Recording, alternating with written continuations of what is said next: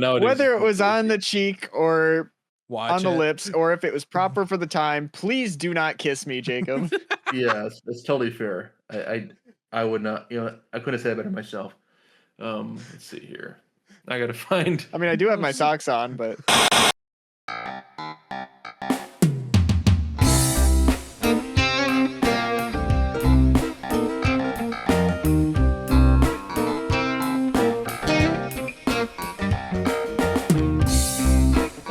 hello, everybody, and welcome to episode 28 of the DisplayShelf Podcast. My name is Isaac. Alongside me are my two boys, Garrett. Hello. And Mr. Jacob. Hello.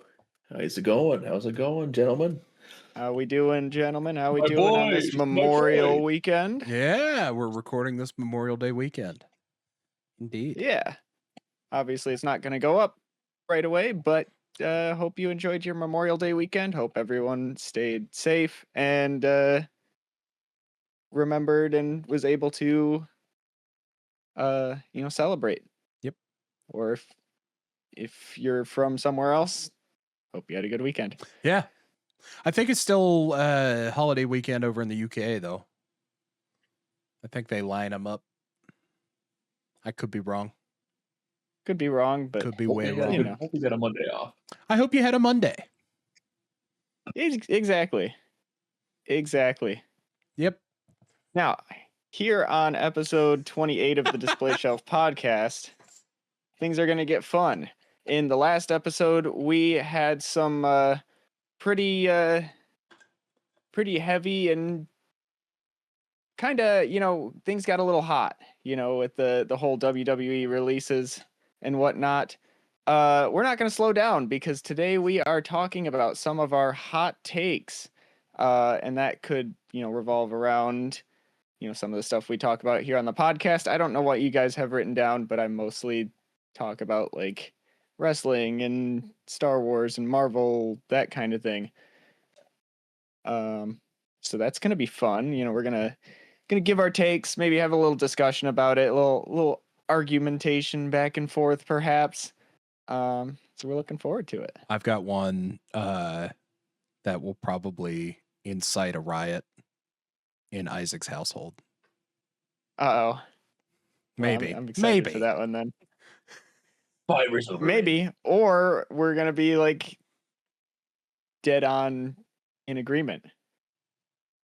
That's what the podcast is about.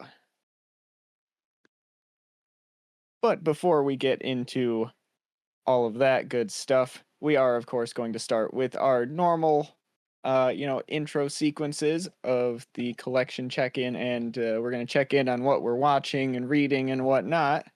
I believe I am starting our collection check-in. Yep. So, I don't have a whole lot this time around. I've kind of slowed down a little bit, but I do have a couple things to talk about. So we'll start with this Boba Fett. Hey, you got a Boba Fett. I got a Boba Fett. Is that I know that guy. Black Series Archive Boba Fett? Maybe. Okay. I don't know.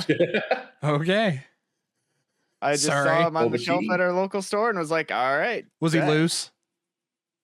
He was, yeah. Nice. Well, no, he was in box, but he was one of those like open complete in box ones that he usually does. Oh. So was it just like a standard Black Series box then? Yeah. Oh, okay. All right. Yeah. There you go. go. The thing that really makes me so annoyed about this figure, though, is that his little like pistol does not sit in its holster. Oh, yeah. Every time I move it, it just like falls out or it shifts. If I touch it, it's gone. It's gone. So it's like, come on, man. But otherwise, it looks real nice. It's Bubba. It's Boba Fett. So Bubba. How can you really go wrong? Exactly. And then I have X-Men 97 Jubilee. Way. So it's pretty good.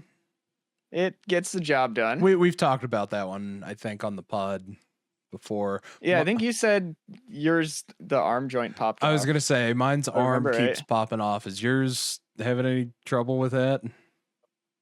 So far, no. That being said, I opened it an hour ago. So Oh, all right. Fair enough. Fair enough. we'll see. A lot of But last minute toys more is what hour. I'm hearing, because I've also got some last minute toys here. Yeah, well, you know what? I've actually had these for a couple days now, and I just like didn't open them Yeah. for some reason. Yep. I've been doing a little bit of shelf rework as of late, so I need to do some. I Of that. kind of just didn't open any new toys until, especially because I'm trying to arrange like a Marvel shelf and more specifically an X-Men centered shelf, because at this point I've got enough X-Men figures to be able to make a little sect of it. So That's the way you do it. most of my figures were just kind of sprawled on my desk, so I didn't want to be like, I have all these sitting here. Here's another one. So Yep. Oh, I forgot about that one. Sorry. yeah, that one. Yeah, which we'll find out about soon. Piece of candy. Yes, we will. It's candy. Piece of candy. Piece of candy. But I did, maybe I'll post some pictures of it once I'm done, but I did renovate one of my shelves into a Pokemon shelf. Nice. So it's like filled with a lot of, Pokemon figures and pops and whatnot. Jacob's seen it. He can tell you it's cool. Yes.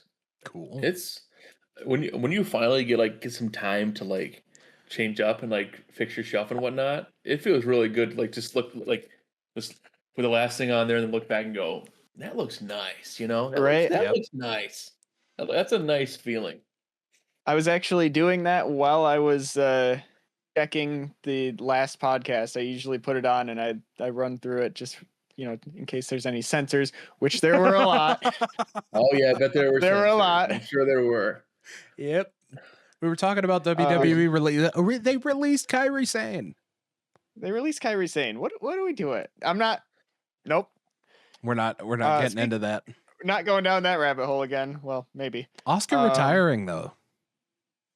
Not a retirement, but like very much a, hey, I'm stepping away. I'll be back Sure. at some point. But yeah, basically. Which I mean, Brock fair at enough. some point is now. Right. For Brock, at some point is now. Oh, that cracked me up. Funny you say that. He's back. He's my gosh. back. That was quick. Why? Retire. Why? I'm so mad. I was actually so mad. All right. Sorry, I got thought us you on a were, wrestling tangent retired. there. Well, it's not going anywhere because I got some cards. Oh, So So wrestling I cards? got some wrestling cards indeed. I got one of these Oh. like checkerboard looking Cody's, yo. which is pretty sweet. Is it numbered? No, it's not. Ah, Oh, that's But cool though. It's just one of That's a those nice like color. you get like 5 of those per box or something like that. Maybe. And it to be Cody Rhodes. That's a nice. Exactly. find. It's code. I It's did get a code. numbered card though. Code Road. A Code code. Hey, Code. Code Road. Look at this. They should. That should I that should be reference new that Mountain every Silver. time I see Cody. I'm just like, hey, code. See, I always think of his story that he tells about who is it? Ted DiBiase Jr. Yep. Where's that referee?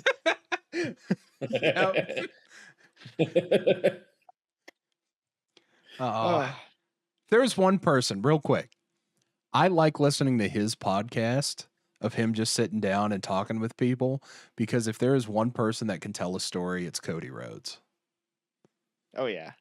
It's Great. it's a good. It's like one of the. I think it's one of the best podcasts out there that's not ours.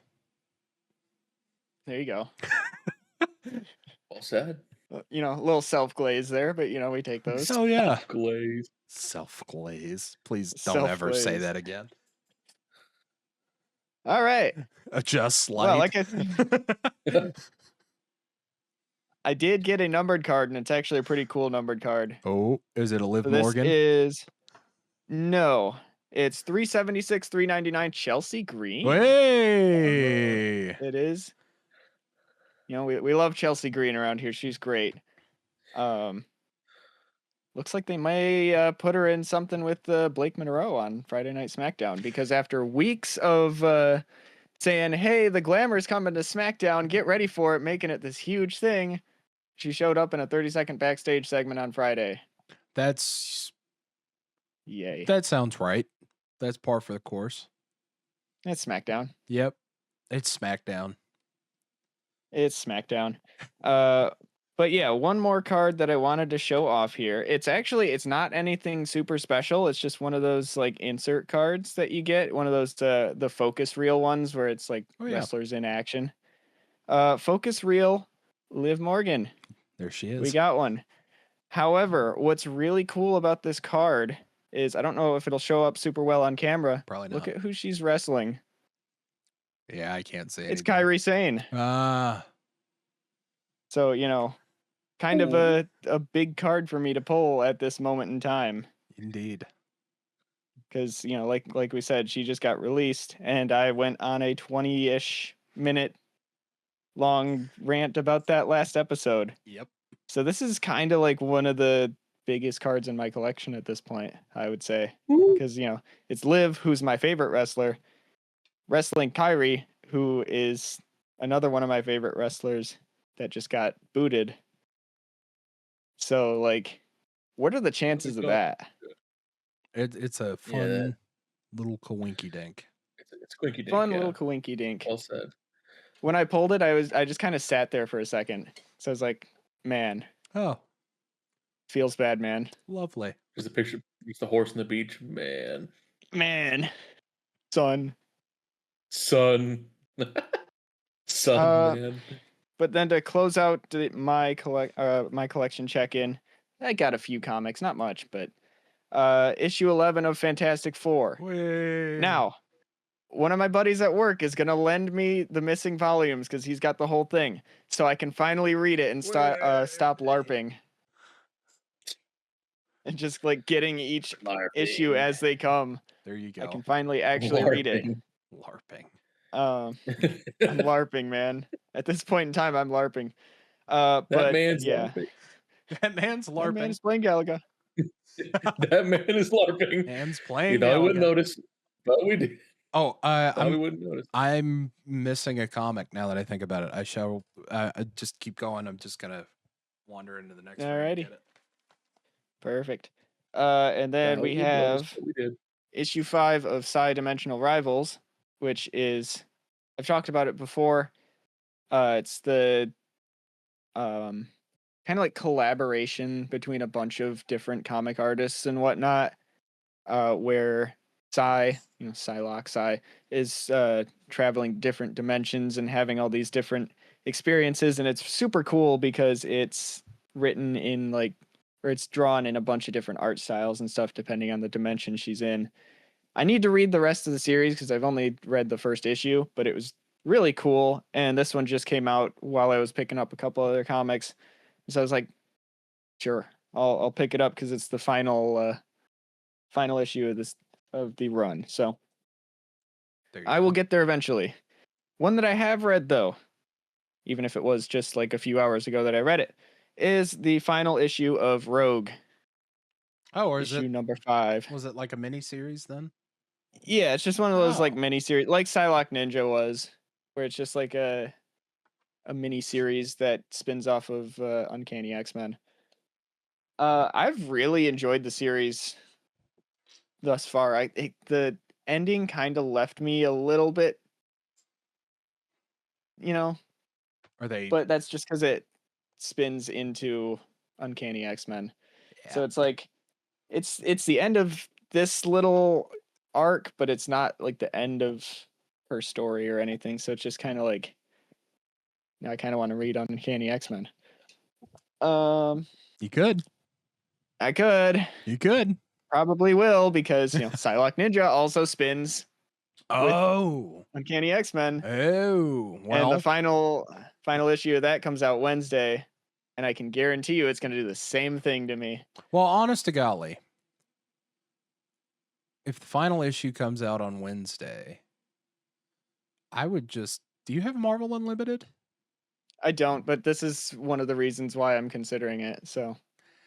It is nice. It is Yeah. nice.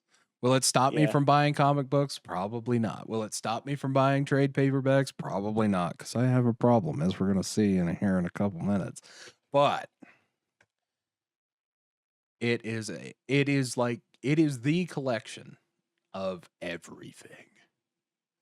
You want Punisher? Great. It's on there. You want, I don't know. Yeah. No, I'm probably going to end up going that direction just because, like, a lot of the stuff I want to read isn't readily available. Yeah. So, Indeed. but yeah, that's it for my collection check-in. Not too much. Kind of a small one for me this time around. I usually have like 8,000 figures and whatnot, but it's that time of year where we're cutting back. yeah. Not a lot going Indeed. on. Because I think I've only got 3 figures to talk about, and they were picked up today because I was like, well, I've been on a bit of a dry spell, so. And then I That's looked why at, I got mine. yeah. Jacob, what you got? Well, you had I have a solid segue into speaking of Marvel Unlimited, because I am now a proud subscriber to Marvel Unlimited. Ooh. A proud subscriber who has not read anything yet, but has the subscription. So That's we the have a way to lot do of it. work to do. We have a lot of work to do. My favorite thing about Marvel Unlimited as an app is the reading guides. Because you can just be like, oh, I want to do this event or this, whatever. And they'll have, like, case in point, I want to do the entire Civil War event. Not just Civil War, but the whole event. You can go through on the reading guide and it'll take you from, what is it, Spectacular Spider-Man 235. I'm making these numbers up. All the way to the end. And all the individual stories and all of that. It's kind of cool. Yeah, Sorry. Just thought I would geek out No, there for a second. I think that makes a great point, because I haven't really read anything completely, but I do like the fact that the app. This is I before, when I had Marvel Unlimited for a trial, I had it on the computer, which is great, and you can see it. I can see it. It's a big monitor, so I can see it really well as well. But having it on the phone, having it landscape and portrait, I can pick which way I wanted to read it that way, and then having the smart, like the smart thing, like what do they call it? The smart With the page reader, yeah. where when you tap it, perfectly goes to the next panel on the page, which I think that's pretty cool. I think it's kind of a cool thing they do. I don't know if I use that very much. Maybe it depends on the comic I'm reading, but I think that's a cool idea. But I think as it stands right now, I'm excited because I have a couple like just from like Disney Plus rewards. I don't have Disney Plus anymore right now. I'm probably gonna get it again and wait for like an email to come through and say, "Hey, $5 a month." I'm waiting for that to come through. But which it may or may not. Well, it depends. But Jacob knows how to play the game. yeah, I play the game. I play the game pretty badly. But badly for them, good for me. Yes, of but course. I play the game. But like when you get like Disney Plus would give you free comic books to read. Like you could it gave you the first 5 issues of Daredevil. It gave you the first couple of Star Wars ones on May 4th. It gave you a couple free ones. So like I had those to read already, and now having like the entire catalog of Marvel comics pretty much at my fingertips is kind of insane and kind of powerful, and also dangerous for my free time. But I am excited to start reading some, because I didn't read comics when I was young. I haven't read comics at all. So like I'm going to be experiencing everything for the first time basically. And it's like learning things like about a bunch of Marvel characters that I had no idea about. So I'm interested to start and read a bit more. But Have anything in mind? That's my I was gonna say I wanted to do the I wanted to start with some Spider-Man comics. I wasn't sure which ones I wanted to, because I'm sure there's like 40 million, but I wanted to start with Spider-Man. You could, if you wanted to, they, you could go Ultimate Spider-Man from I think 2000. I've heard that one. Okay. That one's on my list on Marvel Unlimited, because I'm like, I mean, obviously the book hole comes first because I paid for those, but when those eventually, I got to stop buying comics, guys. When those eventually subside, or I just get the itch to read Spider-Man, I'm going Ultimate Spider-Man. Right. I mean, like when you get in the app, it's actually very nice. Like that, it shows like what's new this week, what's trending, what do they recommend based on your reading, what are the popular characters, like that. I think that's kind of cool. They have all those options, and like there's like a page where it's like, hey, pick any character in the Marvel universe, and then here's every comic they appear in. It's like, oh, that's perfect. Like that, I'm going to use that a whole bunch. Like, hey, I want to read some Doctor Strange stuff. I want to read some Blade stuff. Then I'm going to go ahead and read every comic that has Blade, or every comic that has Doctor Strange, or every comic that has Spider-Man in it. I think that's going to be amazing, and it does a really good job of if you're I think like you said, Garrett, like it'll go right from, even if the comics are in different like different series, it'll jump to it the next one in line. It does it seamlessly. Like say, hey, you continue reading this next. It's very smart in that regard. Indeed. I'm excited to use it more. I'm going to try it out more, probably tonight. And I imagine before I go to bed, I'll read some comics. But I do have some Superman comics I got from that free Superman day. I might have to read those too. But is there a DC version of this? There probably is, right? A DC comic one. DC, like DC Universe, or is it Infinite? I forget. Both of those sound correct. So yeah, I don't know. I think it's sorry. It's DC Universe Infinite. Oh, there you go. That's really it. That's funny. Wow. How much is that? But they got to throw a dark mode on there.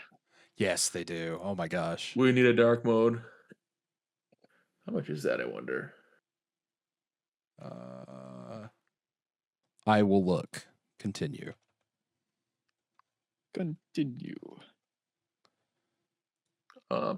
Yeah, so there's that, and I kind of have a reverse check-in. It's kind of like my space is running low. I'm running out of space to put things.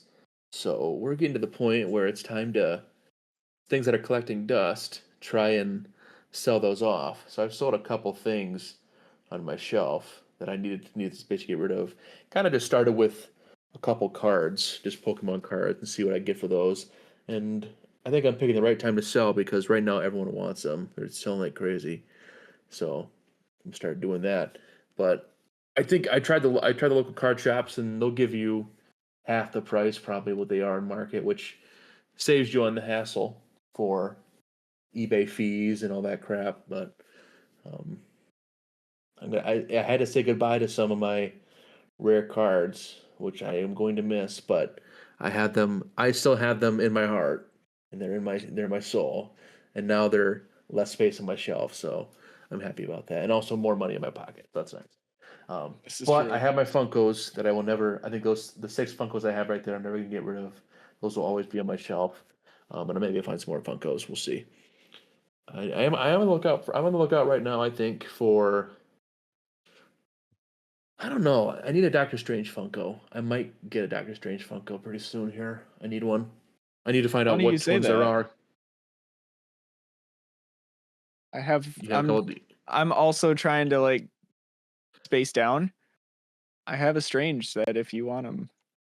I could definitely. What Strange is it? Make something work. It's a golden Strange. Like it's what? It's like gold coated from like a fan vote from years ago.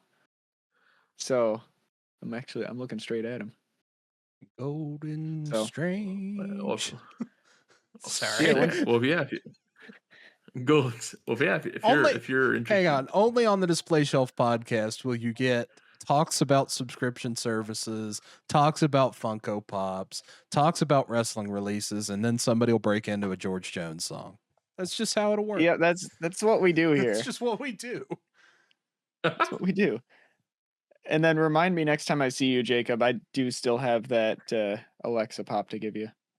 Okay. Yeah, I'll give you whatever a good price for both of those. Then I'll definitely put those on my shelf.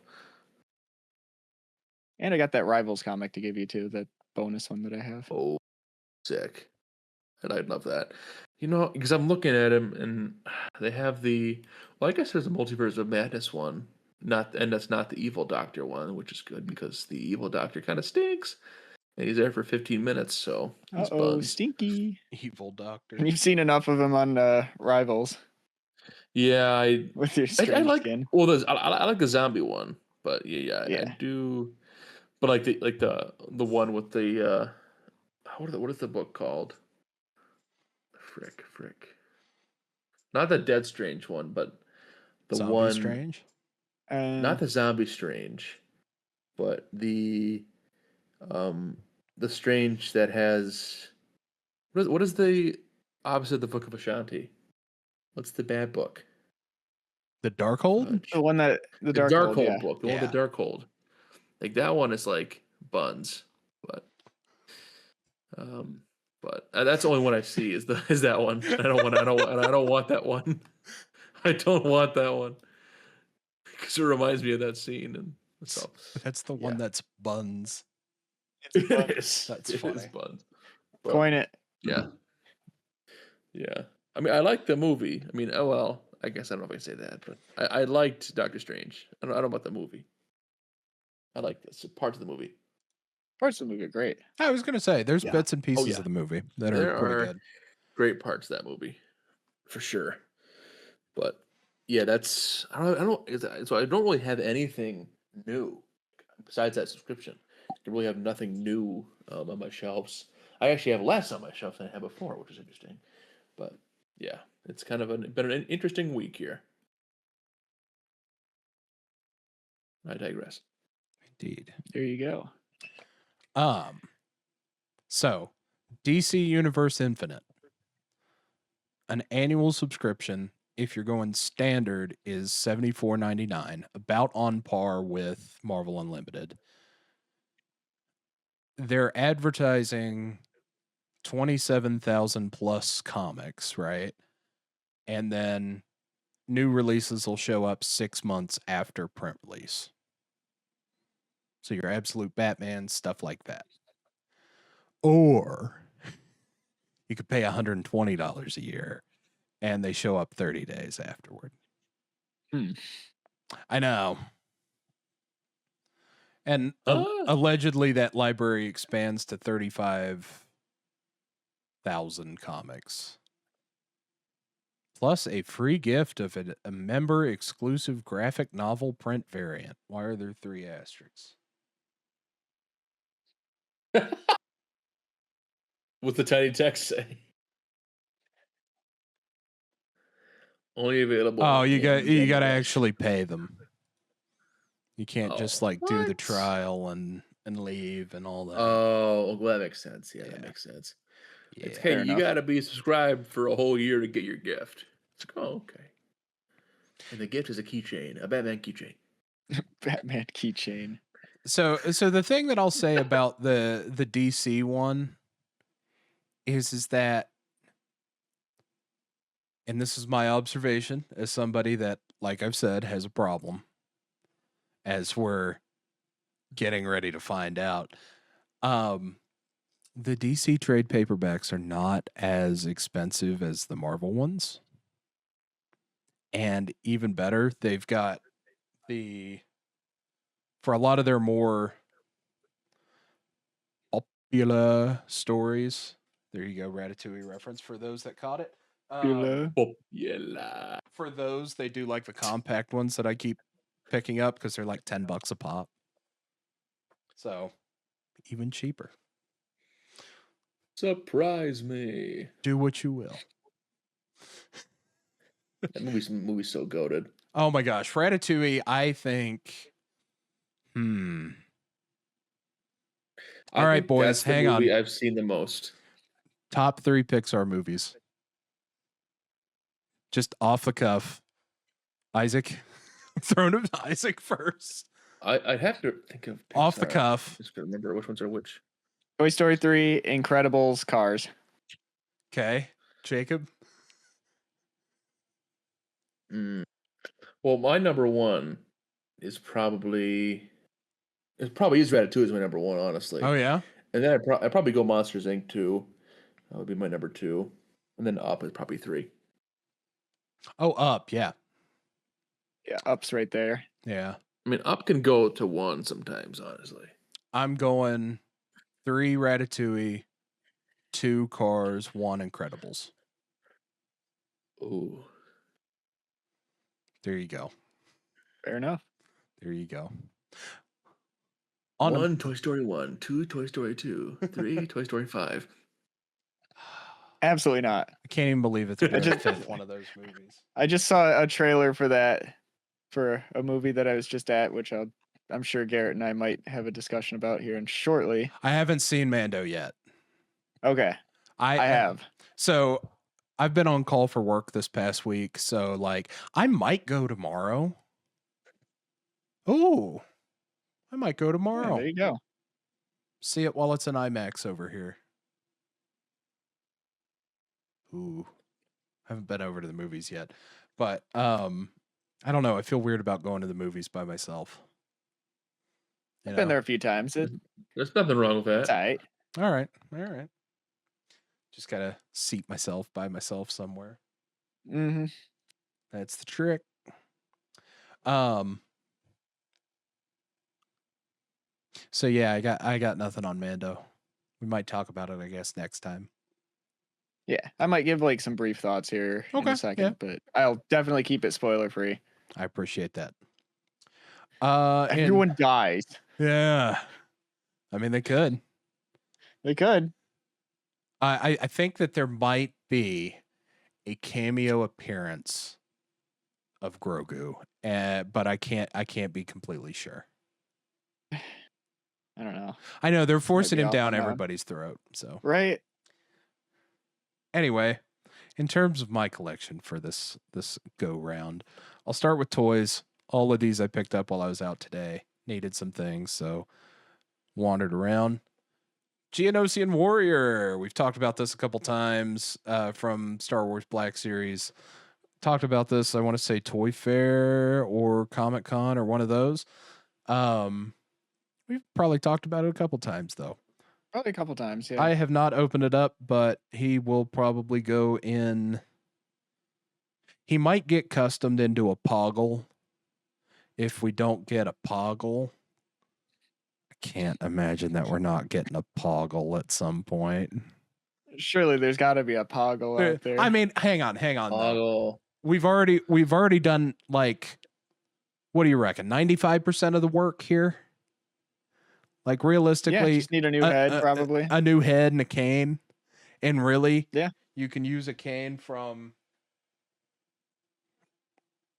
the Emperor, which was my other Black Series pickup this week. He was on sale for May the 4th, and I wanted the throne. And it was like $20, so I will take that. He will sit there until the end of time. So there you go. Perfect. And then today, I'm kind of not happy with these. I won't lie to you. These are, found these at my Walmart. The SH Figure Arts Luigi and the SH Figure Arts Mario. Now, these are perfect 6-inch scale, which is to say that they're short. So to compare it, here is the G.I. Joe Classified Series Budo, who I've had on, the shelf. I now have an extra one because I wanted one for the samurai gear. And then there he is in 6-inch scale. So, yeah. Like, I mean, I knew he was going to be small. He's going to be small. I was hoping that you'd be able to get a little bit. This is the most articulate pose you can get these figures into. You cannot even, like, Marvel Legends or G.I. Joe Classified has a similar articulation scheme to Marvel Legends, right? Like, sticking the arm up like that, you can't do those on those. So don't be expecting, if you're into figure photography, don't be expecting to use these for Smash Bros. Picks. Stuff like that. That said, let's face it, they're probably going to be on the shelf like that So there's a small shelf brewing up here. There's a guitar back there. There's a small shelf brewing over there with some Street Fighter figures, some miscellaneous figures, and I was like, I'll pick up a Mario and Luigi. Won't say I'm not thrilled with them, but I'm not like actively trying to stick them back in the box and take them back. That's fair. So, yeah, kind of wish I would have toy gambled on that one though. Yeah, it seems like a good That candidate makes- for that. Yeah. That makes me wonder what would be a good Mario Luigi figure for Smash Bros. Displays. I mean, Amiibo are smaller, so maybe not them. But well, no, and you can't articulate them at all either. I was gonna say, I imagine Yeah. that the movie figures are those are kinda probably big. pretty good for those. That's Those the are only kinda thing big, is that they're big. So if you're trying to blend them in with like the Jada Toys Street Fighter line, which is 6-inch scale, I think, or very close, you're going to be able to do the SH figure arts better than you are the movie ones. Right. But yeah. Yeah. I will say it's not, Mario and Luigi or whatever. Sure. But I got this, the Link and Zelda those. from Breath of the Wild that were like $10. They're just fine. They articulate pretty well. Is that like the Nintendo sold ones? Like what are those? Like the Yeah. like Nintendo branded boxes? I don't know what toy manufacturer makes them, but it's like does Jack make them? Pacific They're or not bad. something like that. So like if you're looking for Could be Jax. could be. Yeah, I don't know. But those have nice packaging, I think, and these are pretty good quality from what I can tell. Yeah, it's not bad. You get the job done. Who's trying to sell that for $35 on Amazon? Is it this guy? That is the question. Or this is like one of them? That's one of them. Yeah, it looks similar. That's the like that Skyward kind of Sword one. packaging looks Yeah. nice. I'm not sharing the screen with the audience, but we're looking at one on Amazon here. I can't tell who makes it. Is it just Nintendo Brackets General? It Oh, might wait. be, honestly. Back of the box. Nintendo. Flick to the picture of Nintendo. the back of the box. No. Jack Pacific.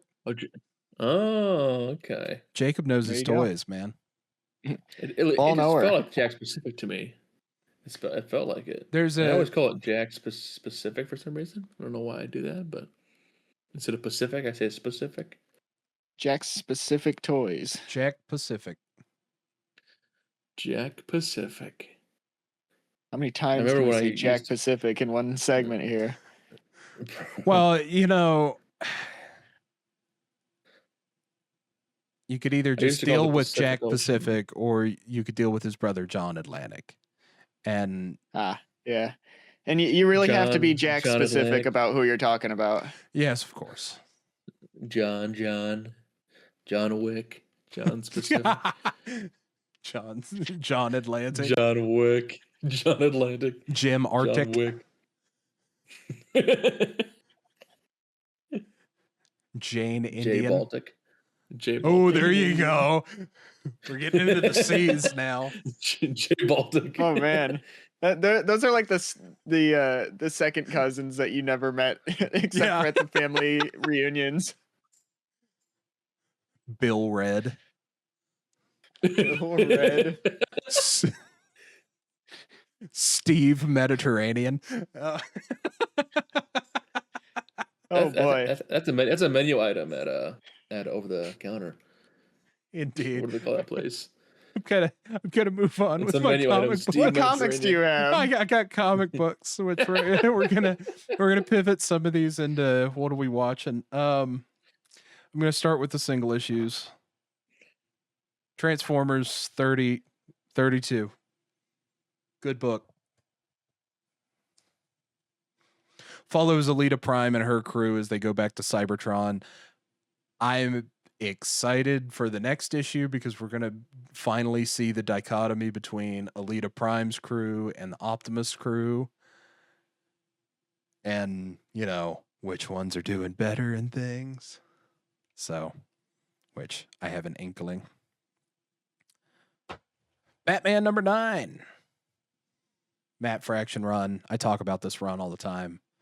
It is phenomenal. And this book was phenomenal. Can I spoil the ending of this book? This issue, I should say. Sure. So the idea is that the police commissioner is Vandal Savage, who's, you know, Vandal Savage, and the mayor is Poison Ivy. So naturally, they're going after Batman and the whole Bat family. So issue number 9 focuses on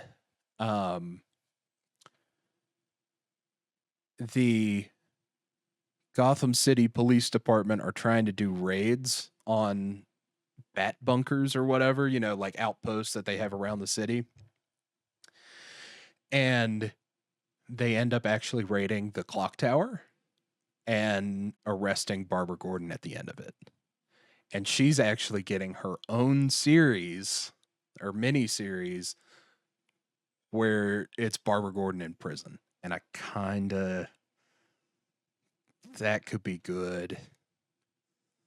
That could be good. Anyway, there you go. Daredevil issue 2. I'm loving this new Daredevil. Yeah. I've read Oh. that one too. That's good. Oh, it's good stuff. It is very good stuff. And it's well drawn and everything too. It looks really Yeah. good. I love the concept behind the villain and how he's very much like a, what's the word I'm looking for? He's an omen. He's an omen. Isn't But, that like, isn't that the villain's name though? Yeah, I think so, yeah. Yeah. But like he so just well. counters Daredevil's powers Yes. so perfectly. So it's gonna make for like really interesting encounters. Indeed. I'm looking forward to it. Another Marvel series that I'm really into is The Punisher, issue 4 of that. I just picked this one and this in G.I. Joe 22 up here today. I have not read these yet, but I am excited to sit down and read both of these probably tonight or tomorrow. So yeah. All right. So trades. Was this one? No, this one was Barnes and Noble. I'm separating these out. There we go. All right. As we all know, I'm a big fan of the Transformers comics. Obviously, we just talked about it. So I did pick up Volume 5.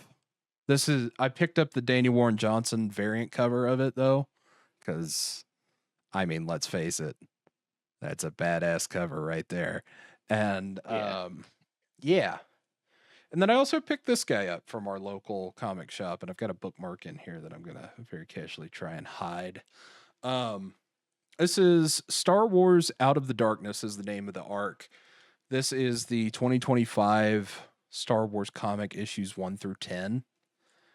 And it is post Return of the Jedi, trying to get the New Republic up and running. You know, what the sequel trilogy should have been. Yeah. Yeah. So I get Clone Wars vibes from this book to the point that I kind of want them to get some voice actors and just do a post Return of the Jedi cartoon like the Clone Wars. Like they probably should have a long time ago. Yes, I think that they should have. I think that is a license to print money and get, let's face it, your most important characters in Luke, Han, and Leia in front of a younger audience in stories that are for them. Yeah. There you go. Yeah, there you go. So yeah. Transformers, Star Wars. Throwing things on the floor. I talked about Age of Ultron last time, right? Yeah. Yes. And then the Transformers Compendium. Yes. The Barnes and Noble blessed me. Uh-oh. Compact comic, Green Arrow Year One. This is a phenomenal book. I read this in the matter of about an hour and a half. The whole thing. It is short, quite short. I think it's 6 issues, maybe. Yeah, 6 issues. It's a good story.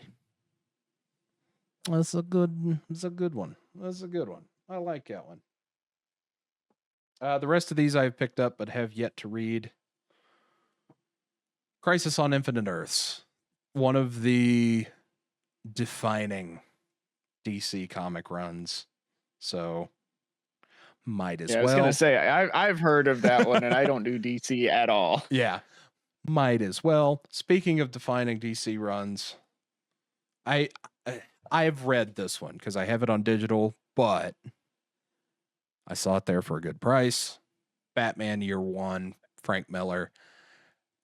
If you wonder where they got the inspiration for what I think is the best Batman movie we've ever had in 2022 Battinson Batman, it's a good book. It's a good book. I probably that one might go right on the shelf and not into the book hole.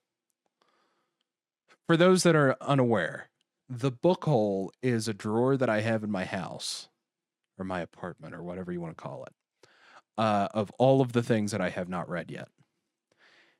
And that drawer is filling up to a moderately irresponsible level, but it's okay. Year One might go right on the shelf because I've already read it. So there you go. And then today I did some pickups. Batman Dark Victory, which is the follow-up, including Robin, of The Long Halloween, which is a story that I loved. So why not? And then my impulse buy. We talked about the compact comics. Well, Image Comics is doing something kind of similar, but with Invincible. So I picked up the first one of those. So here's the thing. Do I think I'm going to buy any more of this? I don't think so at the moment. But could be wrong. Because I like the show. But I feel like they probably have covered a lot of ground from the show. You know what I mean? Yeah. Yeah. So there you go. That's it for me. I've been watching Justice League, the cartoon. Good stuff. I've just been like turning it on while I sit there and read comics. Lots of modded Minecraft. So yeah, that's all for me. There you go. Jacob, what have you been watching / reading / playing / whatever this segment is? Yes. We don't know anymore. I've been doing a lot of those things. I've been doing a lot of those things you said. Every time I do like the chapters for the videos, I'm like, what are we watching? Do I do media check-in? At this point, what are we calling this? I think we should just call it What We Watching. Yeah. Just stick with the classics. What we watching. What we win. What we watching. So in that case, Jacob, what you watching? There you go. What we watching. What I watching. To continue with the theme of catching up, on Marvel movies. I have watched I've been kind of, to preface this, I've been kind of having a thing where I try to pick a week. Something's in Garrett's house, I think. I've been trying to pick a week. Is he frozen? Oh no, he's not frozen. I've been trying to pick a type of a movie franchise in the Marvel universe to watch to get caught up on Marvel, because I am so behind on everything when it comes to Marvel, and having Disney Plus at my disposal, which I'm hopefully will get soon again, has been great for that. This time, last couple times, I went with the Doctor Strange, Spider-Man last week. A couple weeks ago, I did. What did I do a couple weeks ago? I watched all of something that I can't remember. I don't remember,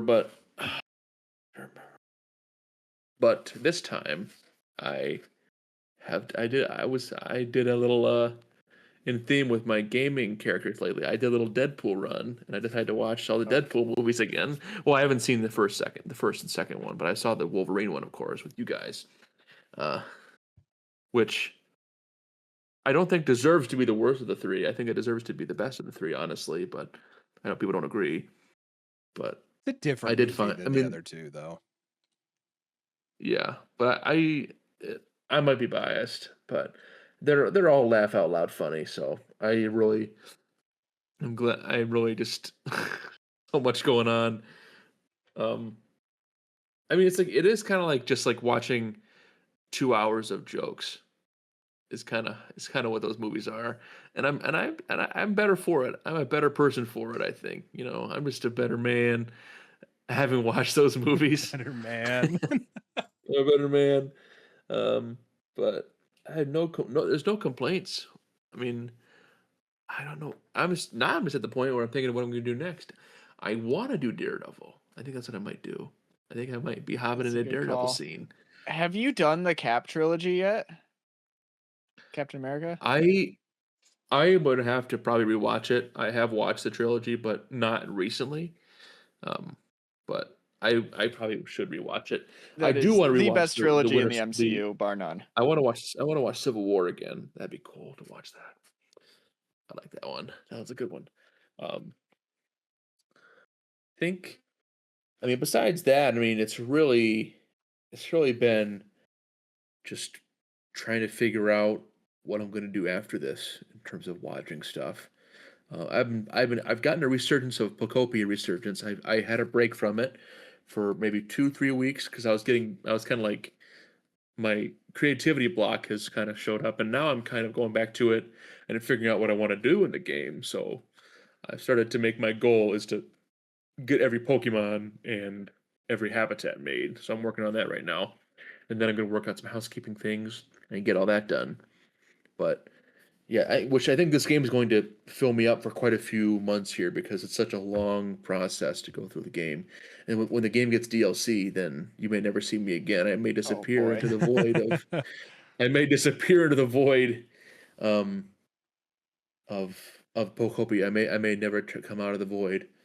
Um, but I also have been trying to start Elden Ring because I kind of had an itch to play Ooh. a Souls game. I'm not very good at them, of course, but I had the itch to try it again. I played through Dark Souls 3, which I enjoyed. Elden Ring seems fun. I think I kind of want to play the DLC, The Night Rain, but I have to get through this first, probably, in order to just for the sake of getting through it and getting it done. I'll have to get through this done. And I think I've been on a kick where when I play a video game, I really want to listen to a video or a podcast in the background. Oh So yeah. it's like any games that have dialogue in them, I can't play right now because I can't listen to both things. Minecraft, Can't do brother. it. Yeah, Minecraft is one where I could put a podcast on for hours and have no problem. But yeah, anytime I want to play a new game and it has dialogue in it, I'm like, oh crap, because I'm like, I can't focus on the podcast and the video. I can't focus on both those things. But yeah, I also am been playing more of Spider-Man 2. Not Spider, no, a remastered Spider-Man, I should say. Been playing more of that, so we're getting through that slow and steady. Then I will get through that. I will play the DLC chapters. Then I'll move to Miles Morales. Then I will buy Spider-Man 2 when it's on sale. I'm excited for that. That's the way you do it. Yeah, when it's on sale. It'll probably go on sale eventually. And or maybe I'll find it at a game store or something for cheap. Who knows? But I'm excited. I'm looking forward to that. And I don't know. Yeah, I think I'm kind of just playing when it comes to new game releases, I'm kind of just on the waiting list right now. There's nothing really that I want that it comes out. I mean, besides the Batman Lego, but I might wait on that one. I won't lie. The new Lego Batman game is calling to me like the Green Goblin mask. Coward. And like Buy the video Leave me game. alone. here's the thing. Leave me I understand.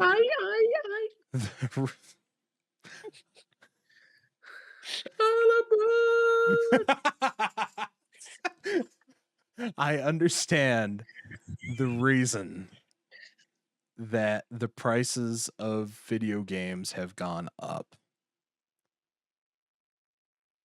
And I think it's about 50% corporate greed. But 50%. You're shooting low on that one. I mean, here's the thing. Yeah. 10% getting market good changes.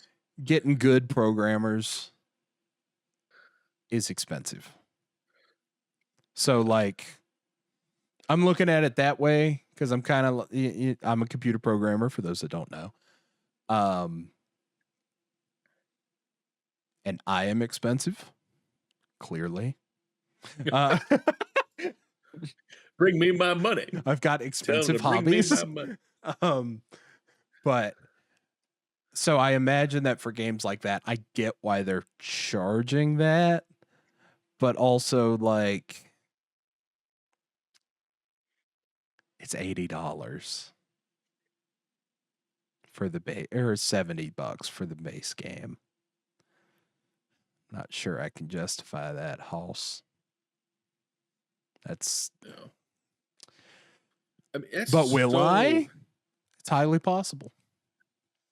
Possibly. It's possible either buy that one Batman game or 1/4 of a Deku Tree. Oh yeah, The Deku Tree. I It's like thought we were I done saw with like a- this. no. No. There was like, okay, you can when you go to the Lego store, you can buy 2 Lego sets. Like, okay, I'm buying 2 Deku Trees. You can buy 2 Lego sets. All right, I know what I want. Here's the thing, though. If you're gonna get the Deku tree, you have to get 2 because there's 2. It's a 2 in 1 because they're double sided. Yeah. Oh no. And then Oh, no. you resell the spare minifigs Oh, to somebody who wants them. Start to like cut the cost a little bit. Okay, you know what? See, You've convinced We're me. I'm going to the Lego website right now and buying 2 Deku trees.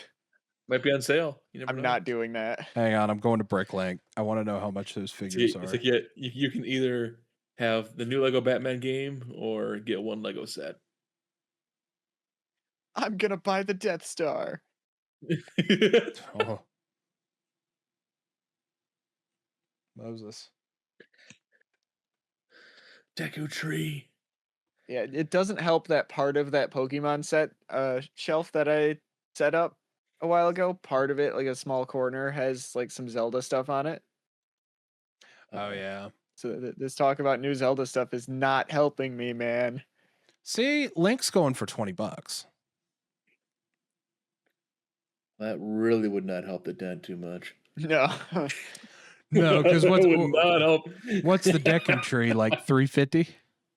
I think so. Something like that, yeah. Breath of the Tree Wild fitty. Link is going for like $37 to $40. Wow. People Are people actually paying this much for Lego minifigs? Yes, Wow. they are. I see reels all the time of people like going to like a bricks and minifigs store and they're like, oh, $40 for this minifigure? That's not bad. I'll buy that. I'm like, really? I remember. I'm gonna be old. I remember when a Clone Wars battle pack was maybe $10. Mm-hmm. Now, that was like 2008. So like right before, everything went down. So do with that information what you will.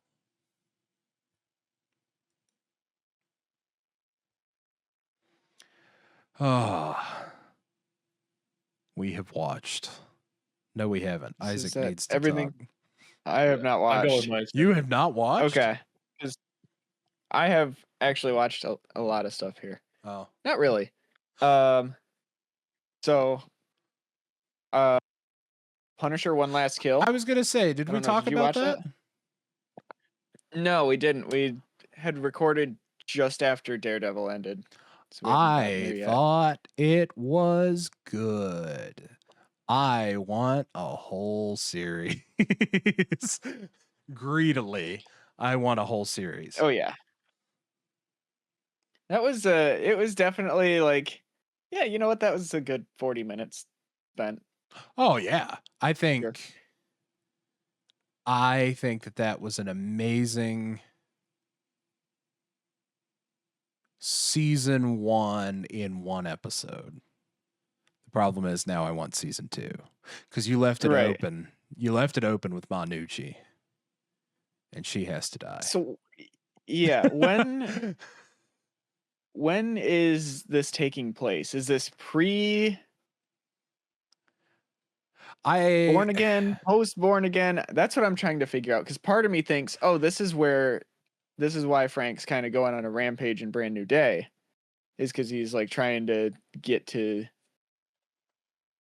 whatever her name was. I'm Googling. But at the same time, the start of it doesn't place anywhere that makes any sense. Unless it's pre, like, where we see him in Born Again.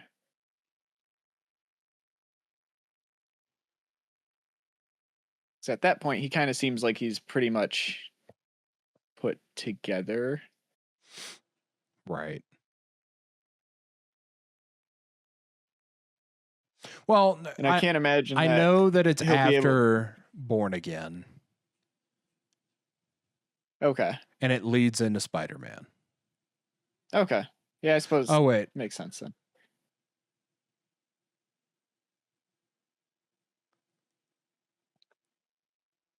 Before and during the events of Born Again Season 2. Okay.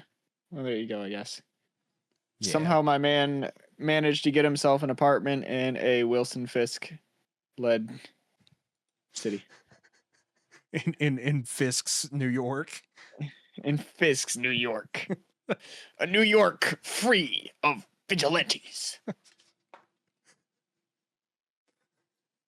You were able to find a nice 1-bedroom apartment in this economy? Well, in this economy, Frank, what job do you have? How are you paying for this, Frank? You know, I was wondering that because it did not look like a bad little apartment. I mean, there was nothing in it. No.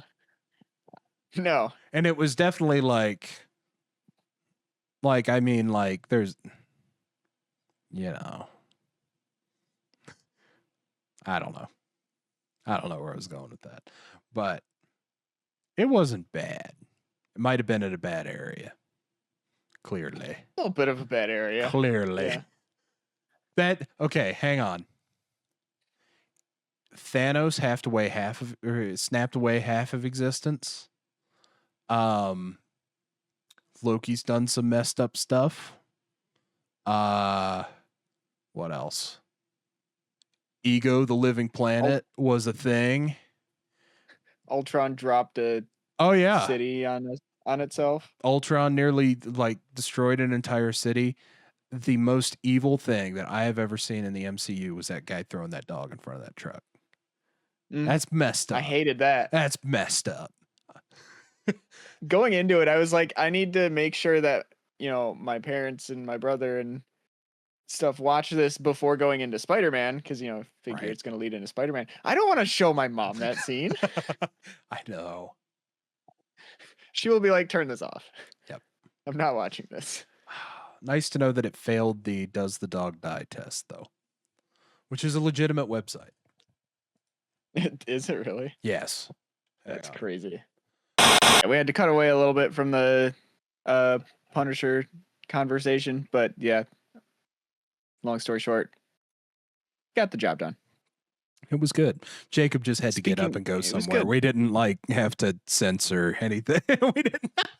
No. The way that you No. said. To be clear. To be clear. I'm just saying that because, I have to find a way to cut that together. So, yeah. So besides Punisher One Last Kill, as you can see by my shirt that I have on here, we and I mentioned it not too long ago. I saw Mandalorian and Grogu. Now, since it A, just released, and B, Garrett hasn't seen it yet, I'm going to talk about it. No spoilers, nothing like that. Just kind of give some brief thoughts here. It got the job done. Okay. Is about what I'll say. It's not earth-shattering. It doesn't blow the universe of Star Wars apart. It's just kind of like a fun Mandalorian and Grogu adventure. It reminded me a lot of season 1 in the way that it never really had a huge impact on everything, but it was just kind of like a really fun, adventure movie. Good time at the movies? I put it right. Good time at the movies. I will say this, and I don't necessarily mean it negative. It probably should have been a Disney Plus special presentation. Not necessarily something that needed to go to the movies, especially if it's the first movie you've had in the franchise to hit theaters in 7 years. I probably would have gone a different route, but I enjoyed myself, and it was a good time at the movies. I'll probably end up seeing again pretty shortly here. Yeah. I think the hate for it is very blown out of proportion. There's definitely some issues, but some of it is just really people not even being able to understand what they watched. Really, it's media illiteracy, because I've seen some takes and they're like, oh, why did this happen? They didn't show it. It's like, yeah, they didn't show it because it's implied. Yeah. Dummy. The other one thing I'll say about it is we have had 3.5 seasons of Grogu, and you'd think I'd be sick of it, but god damn it, I love that little green creature. That little green guy. That little green guy. He's great. He's great. I love. He's hilarious, and he has a good portion of this movie where he's actually involved and isn't just there to cash in on people's money. Yeah. So I was wondering about that. Yeah, no, he actually has a full little 15 minutes or so where it's just kind of him. Nice. And it works. It works really well. Good. The other 2 more comments I'll make. It is very casual friendly. I know we've had the conversation in the past about how, even season 2 of Mandalorian, so many shows are so reliant on people seeing Clone Wars and Rebels and this and this and this. You don't need to have seen any of that. Frankly, you don't need to have seen very much of The Mandalorian in general to go and see this movie and enjoy it. Sure, you have your characters, like Zeb and Embo and Rada the Hutt. And if you do know who they are from Clone Wars and Rebels, that's great. You can say, hey, there's a familiar face. But you don't need to know who they are to get the point across. Which is great. I think I went with my mom, and when Embo showed up, she was like, is that one guy? And I was like, no, you're thinking of Cad Bane. This is Embo. And she was like, oh, okay. And that's really all it's really all you need to know. But yeah, the last thing I'll say, Embo, the coolest part of this movie. Oh, no. Not even close. Good. He is incredible. Straight aura. Incredible. I loved it. I'm trying to find a very particular credit here.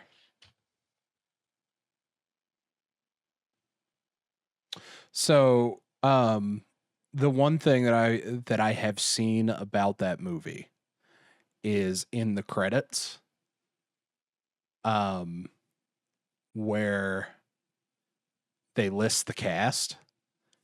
They have Pedro Pascal as the Mandalorian first, and then they have Brendan Wayne and the other fellow that does Lateef Crowder, who does the stunts for the Mandalorian.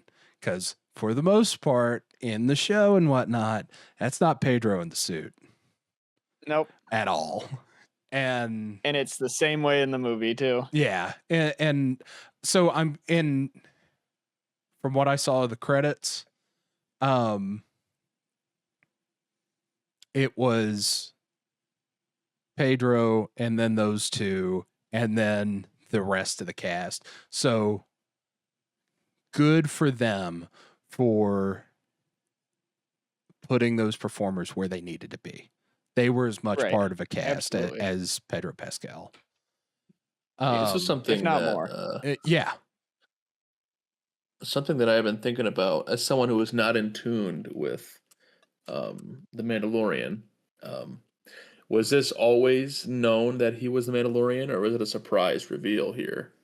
Did we all know it was Pedro Pascal the whole time? Well, yeah. I mean, from a casting perspective, yeah. I mean, you don't really see his face much. And I mean, I don't know. And you hear his voice. Surprise. Oh yeah, it does. Sound, yeah, it does you hear sound his like voice. him. You're right. But I never really thought about the fact that he always has a mask on. I don't know if he ever takes it off before this movie or not. So I didn't know if it was like, hey, it's a surprise actor. Who knows who's in there or whatever. But I guess people would have figured that out with the casting thing. Yeah, that makes sense. And what's funny, it is known going into the movie. Yeah. What's interesting is that I didn't realize that until here recently that the suit performer for Mando was the grandson of John Wayne. And if you watch it, it makes sense. There's so much cowboy that goes on with Mando, and it's so cool. As much as there is samurai as well, but I think more so cowboy. It is a space western for sure. Yes. That said, one of my favorite sequences in the whole show is in the garden on, I don't remember what planet that is. Doesn't matter because you'll know what scene I'm talking about, with Ahsoka and Morgan Elsbeth. And their duel is phenomenal because it is it's straight up samurai. Episode. Oh, that whole episode is amazing. Season 2. Hang on, season 2 of The Mandalorian. And I'm trying to figure out if I agree with the statement that I'm getting ready to make before I make it. Season 2 of The Mandalorian, I think, is top 3 Star Wars content. Not content that is Star Wars, but Star Wars content. I want to say that's number 3. Andor as a whole is 2. Clone Wars is 1. A lot of impromptu top 3s on today's episode. I guess so. I'm not going to disagree with you on that, but I'm also not going to 100% agree just because I don't have the full list in my head out right now. That's fair. But yeah, no, it's season 2 is great. Season 3 is mediocre. Oh, I have one for my hot takes in a bit. But we'll get there when we get there. Are we getting there now? We will. I got one more show to talk about. What you got? But to wrap up my thoughts of Mando and Grogu real quick, I place it right alongside Solo in my list of Star Wars movies. So take that how you will. It's not Oh. an episodic movie. It's just a fun space adventure. Don't go into it expecting the second coming of Christ. Okay, then. See, I really enjoyed Solo, so now I genuinely might go and watch that tomorrow. Yeah. Might save it till It's next good. weekend. It's got its though. problems, but We'll there you see. go. We'll see. But the last show that I will talk about before we get to our hot takes, because I guess you're ever so willing to get to that. I have joined the club, gentlemen. You guys know this. I've joined the club now. I have now finally seen X-Men 97, hence the amount of X-Men figures I have bought recently. So, spoilers for X-Men 97 Season 1. I saw Funko Pops for Season 2 at Walmart, by the way. Oh. Yeah. So, Is that a mistake? When is that coming? What happened? When is that coming out? Never. It's a summer, but Summer, I never. think. But we're in summer right now, basically. I was going to say, it is better I don't know It if better you not know be this, September. Disney. Next month is summer. a world premiere event is set for the Tribeca Film Festival on June 13th. So soon, in theory, then. Soon, show me a trailer. I need a trailer. I need to a trailer. know who's going to be a mainstay in this one. I mean, I guess we know. We were probably the same people that were mainstays. Well, and it's interesting because it's like we're getting all this merch leak and stuff around it. We're going to just talk about X-Men for the next 40 minutes here. Wait, there's a merch leak? Hold up. And like it's got like X Factor and whatnot on it. Like we're getting like multiple man and you know all of this, and it's I'm excited. But Isaac, Now the question is, do they appear, or does Morph become them for 2 seconds? oh no, Right. that's a good I finally point. understand. A few months ago, I was asking you guys, I was like, oh, does magic show up? And you were like, well, yeah, kind of. And then I got to, what is that, episode 3, when they're fighting the Goblin Queen and Morph changes into magic for like 2 seconds. I was like, yeah. Is there Psylocke? Well, kinda. Well, kinda, yeah, when they're fighting the Executioner. I was like, yo, let's go. I guess Emma Frost was in it too, kind of, but not Emma as Frost Morph. was in but it for a short time. in a very short Emma time. Frost had like a pretty featured role though. Maybe not featured Really? role. Really? Not Not at all, really. actually. She had a speaking part. She wasn't a cameo. she had a She was speaking there part. for like No, an speaking episode and a part. half. They hurt her. They hurt my White Queen. They did. That's her name. But that's Yep. how they discovered Yep. how they Sorry. discovered that she has a diamond form. I was gonna say. Yep. So the building crashes on her and they pull her out and she's like all diamondy and glittery. It's like, oh, here's a secondary part of my powers. Indeed.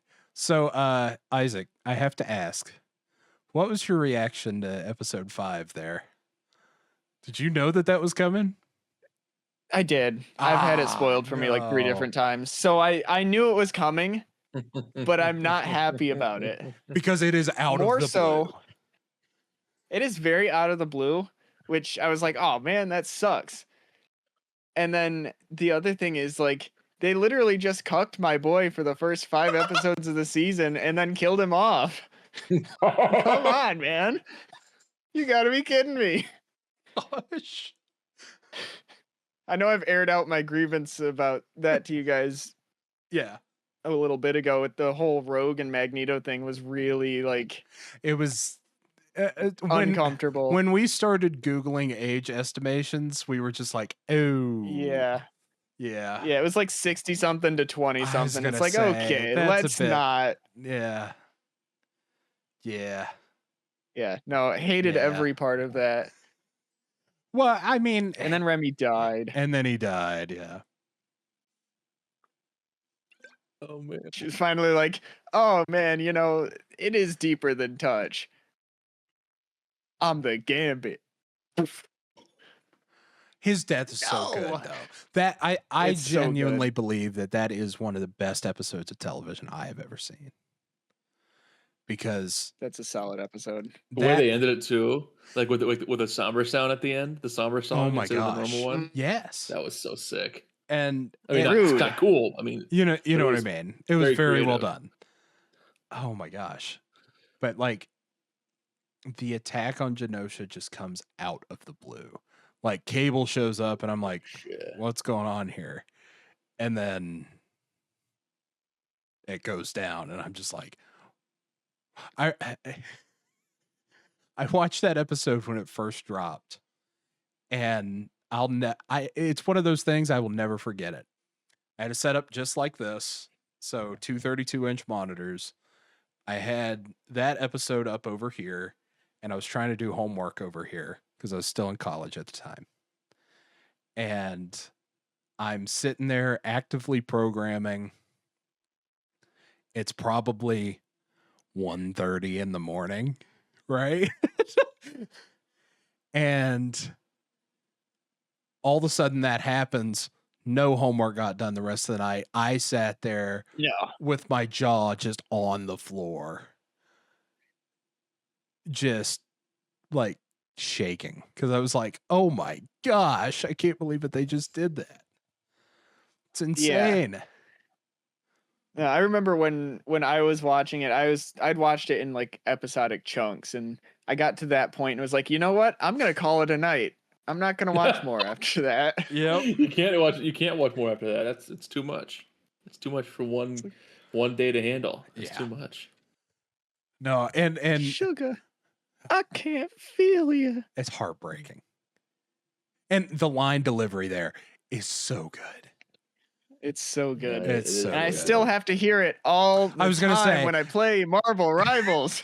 And I know that they word of the Who, past by the way, couple of episodes is trivialized because they trivialized the crap out of that ending by did. putting that in Marvel Rivals. which by the way, to point this out, it is the same rogue voice actress too in the game. So it's the line. I asked you about this Every last night. time We're doing Gambit the same dies. Gambit, but I don't know if it is. Is it the same Gambit? It might be. You asked I know me, we you were asked me asking that last question night, the other night. but I don't remember if it is the same. Reprising a fan favorite portrayal from X-Men '97. Yes, it is the same. See? It is the same. Yeah. He does a good job.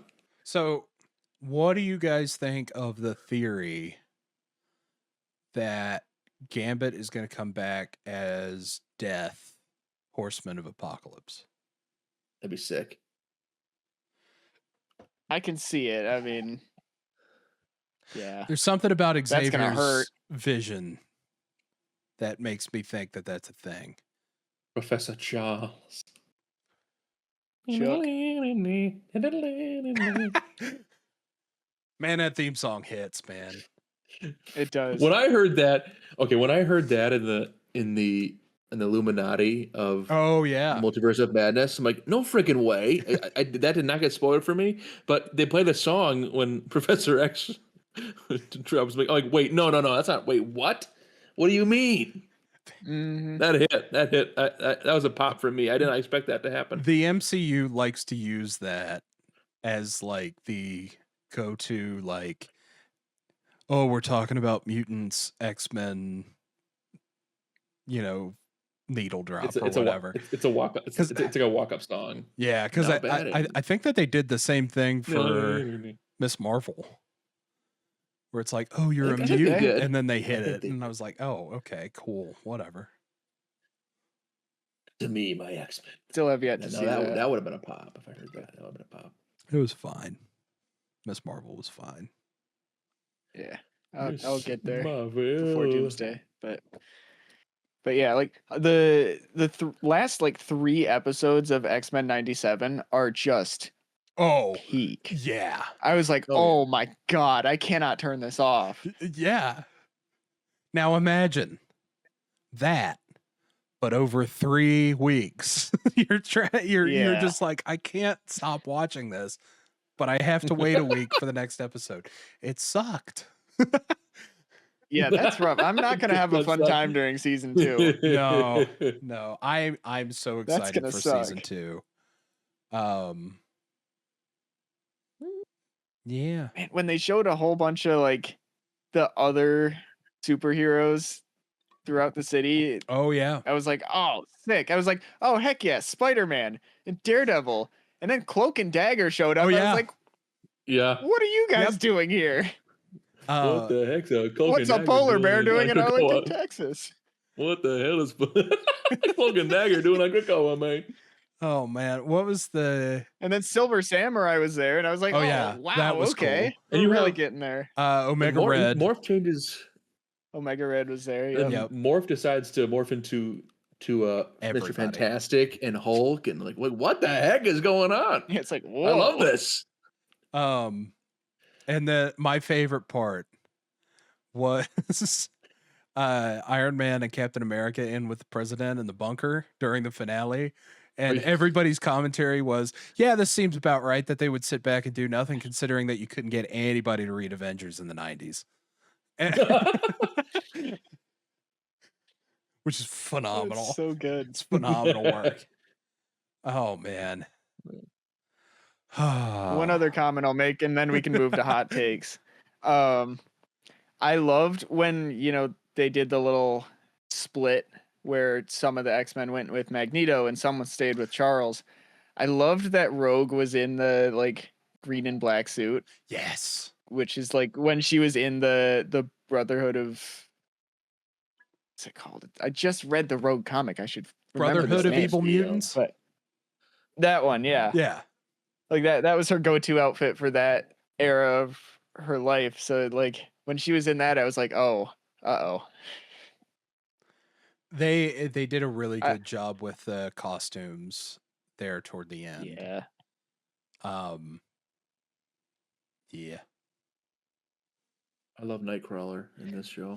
The Oh other my thing gosh. that Nightcrawler, He's oh the my gosh, best. yeah, man. He is the best. That scene where Big he fan has of the 3 Nightcrawler. swords and he's fighting, I was like, oh, It's perfect. this is the greatest thing I've ever seen. Him and Wolverine. Oh, and then we see that. Yeah. Okay, hang on.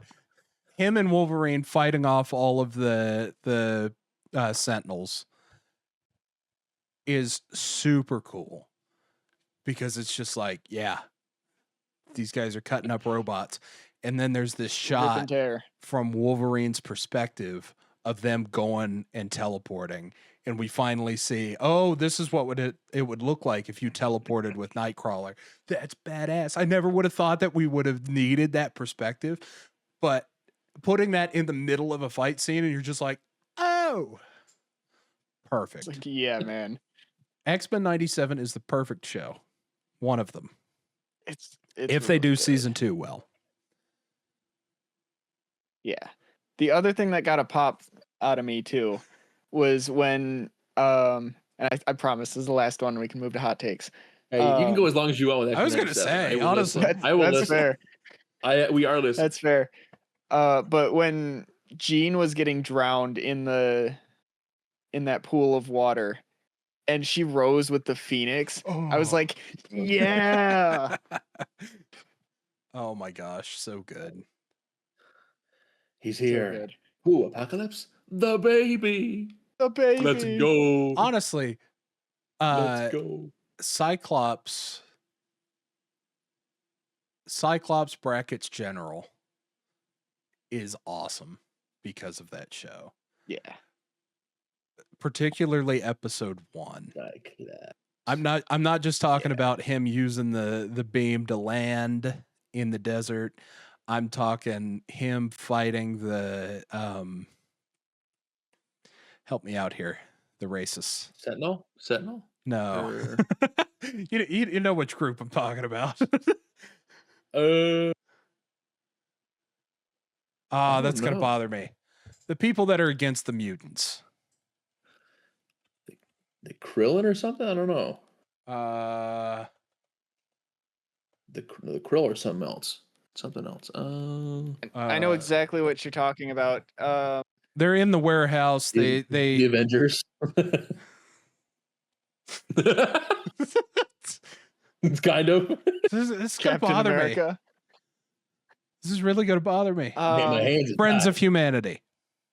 Friends of Humanity. That's it. Thank you, Marvel Wikipedia. When they're in there and they got the Sentinel arm and all of that, and he's just like using the I-beam to go around and fight people, I was just like, dude, that's sick. Like, heck yeah, man. Sick, bro. Damn me up. I think we're gonna get in this season. I think we're gonna get like Deadpool's gonna poke his head and say, "Hey, you guys need any help?" And no, we're good. And then he's gone forever, and we don't see him again. No, we're good. Thanks, man. no, we're good. Deadpool is one. I would like to see them do a cartoon with Deadpool. Like, give us like a PG-13 cartoon with Deadpool. Yeah. Honestly, you could give us a R with Deadpool, and it'd probably be fine. Oh, it's so good. That'd be so good. Suck it, Fox. Oh, well. Yeah. We have talked about X-Men 97. The only thing that I will say from here is that your next piece of homework is to go and watch Andor. And I'm dead serious. Well, I gotta watch that. Andor. Look. Andor what? How far have you seen into it again? Like 6 episodes, maybe. You're so close to peak. You're that mean. I know literally the next episode I think is the prison arc. I was gonna say the prison arc is amazing. That in the last 3 episodes of season 1 are phenomenal, and then all of season 2 is peak.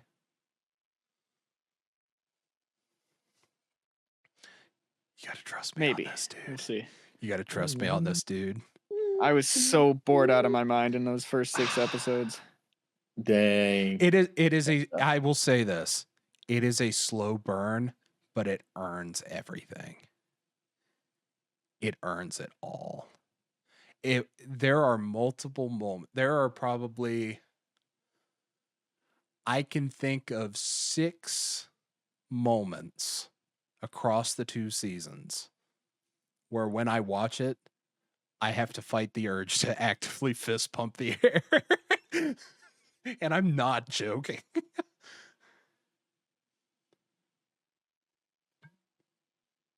We will see. It's definitely on the lower end of stuff I want to watch right now.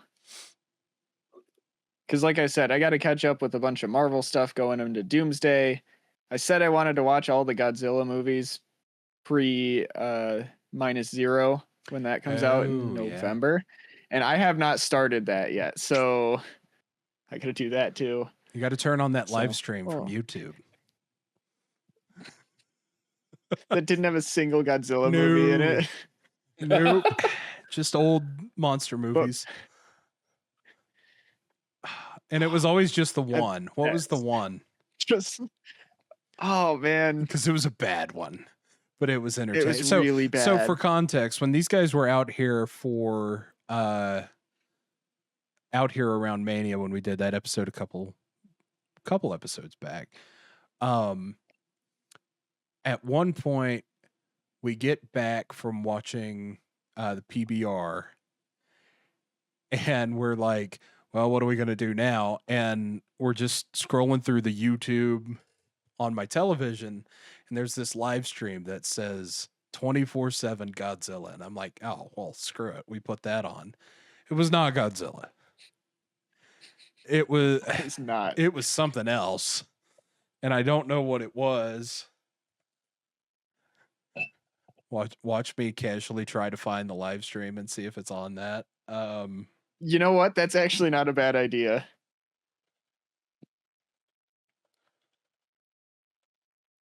They did, to be fair to them, they did have one.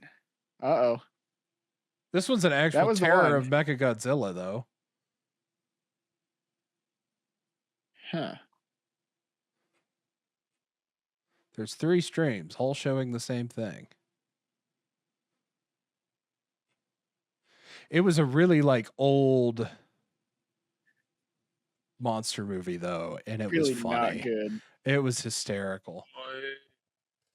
I still think about that one scene where the chick is falling and and you the just see hand just come in. comes up, and then yeah, it's phenomenal. I cannot remember that movie. No, I can't either. There were two like gorilla looking things Here, wait a minute. that I think they fought at one point. Oh, they definitely did. Because like one was sympathizing with the humans and the other one was like very Here it is. Here it anti-human. is. Hang on. I don't want to get copyright struck. Not this one.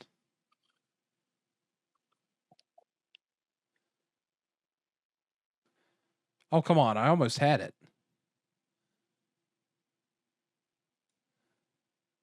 The War of the Gargantuous is the name of the movie. That's the one. Because it is terrible, but that's an experience. It is highly entertaining to watch at 1:30 in the morning. Very. I forget if that one was subbed or not. I don't think it had any subtitles. I think the whole thing was in Japanese. Or at least I didn't hear any of it. I wasn't listening to the dialogue. I was just making fun of it the whole time. No. Oh, yeah.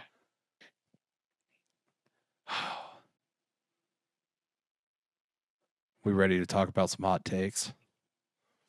Let's do it. Things are going to heat up. I just turned on my fan. We're ready to go.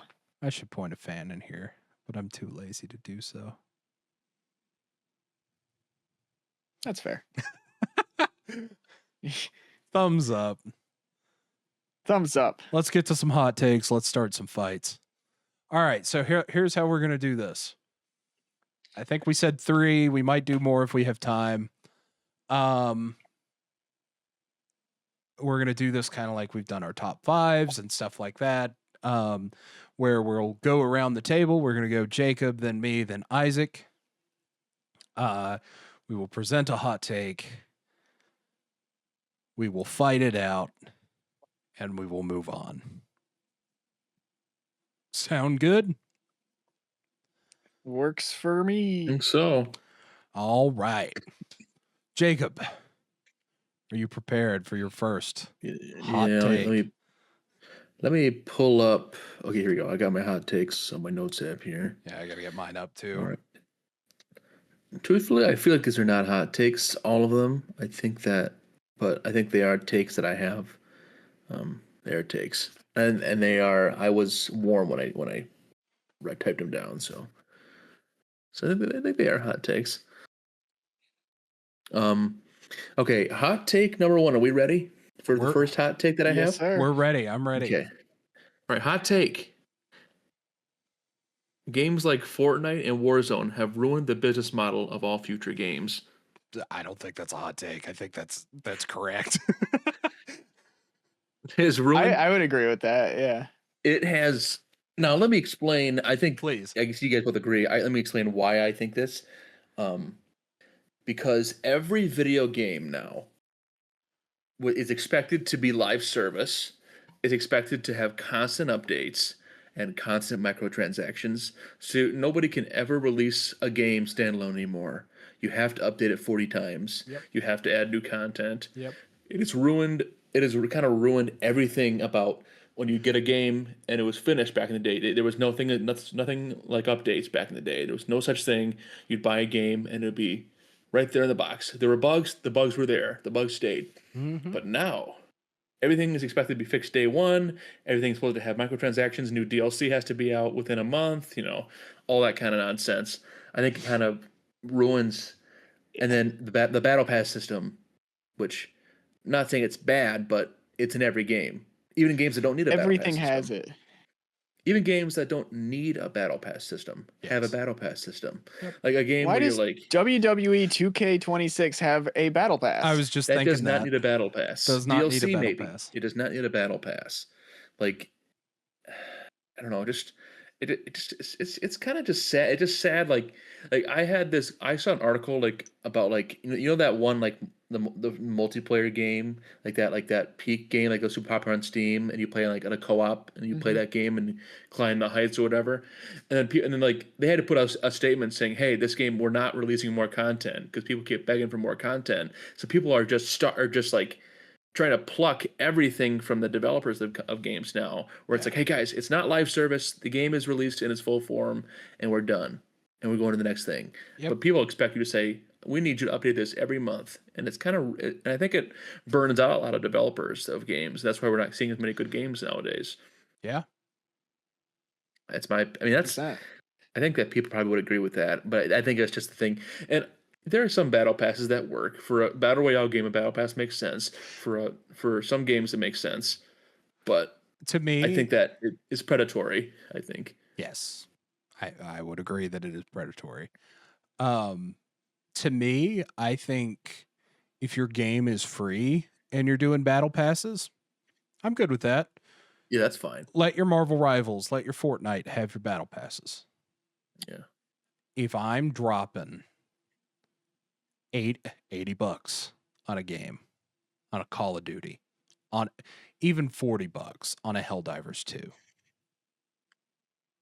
Like the war bonds in Helldivers 2, I think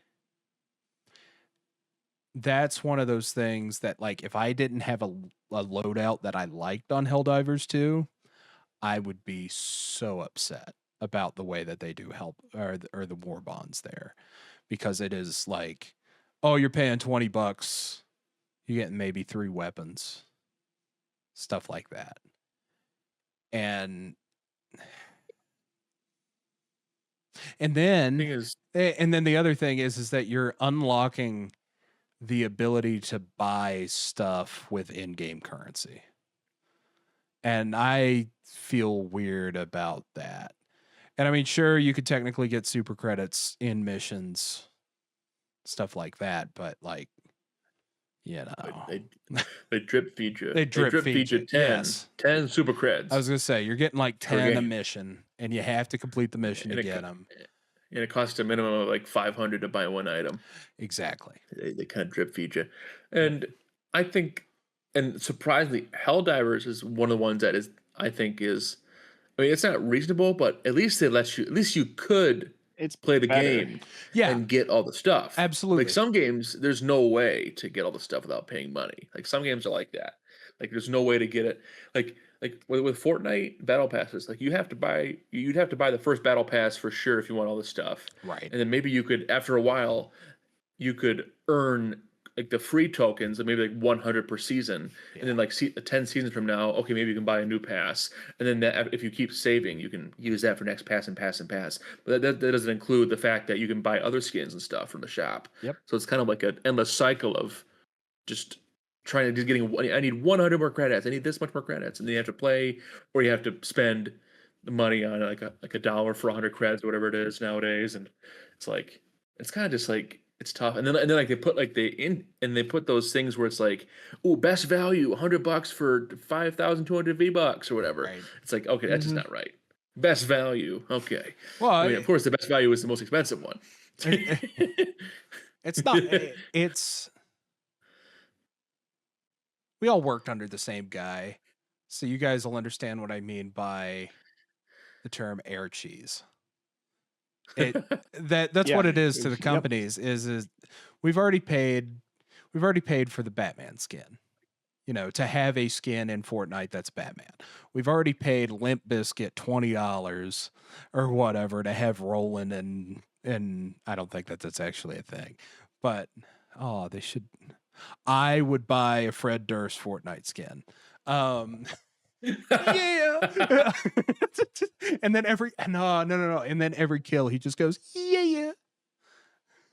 Anyway, I don't even know what I was talking about. Oh, they've already paid the money to have the skins in the game. At that point, it's just collect the money for the V-bucks and go. And it's not like you buy Batman and you get a whole bunch of cool Batmans. You get Batman and then Batman Samurai comes out. Yes. Then Batman 1990 comes out. And then Batman Pen and Ink, which is currently in the shop. Pen and Ink comes out. Yep. How many Mando skins are there? At least 4? I think specifically the Mandalorian 2. And one of them was in a battle pass years and years ago, so it's no longer accessible for people. Right. Yep. Which is why they felt comfortable the other day dropping the Pen and Ink Mandalorian. So baloney, just man. in the shop. I hate it so much. But I get it. I hate that it's in my locker. It makes money. I Right. get it. I do also hate the FOMO of the shops and the battle passes that they do. They had to change it. A new law came out. They had to put now when it leaves the shop, because before you had no idea when it leave the shop. It could leave today. It could leave tomorrow. It could leave in a month. You had no idea.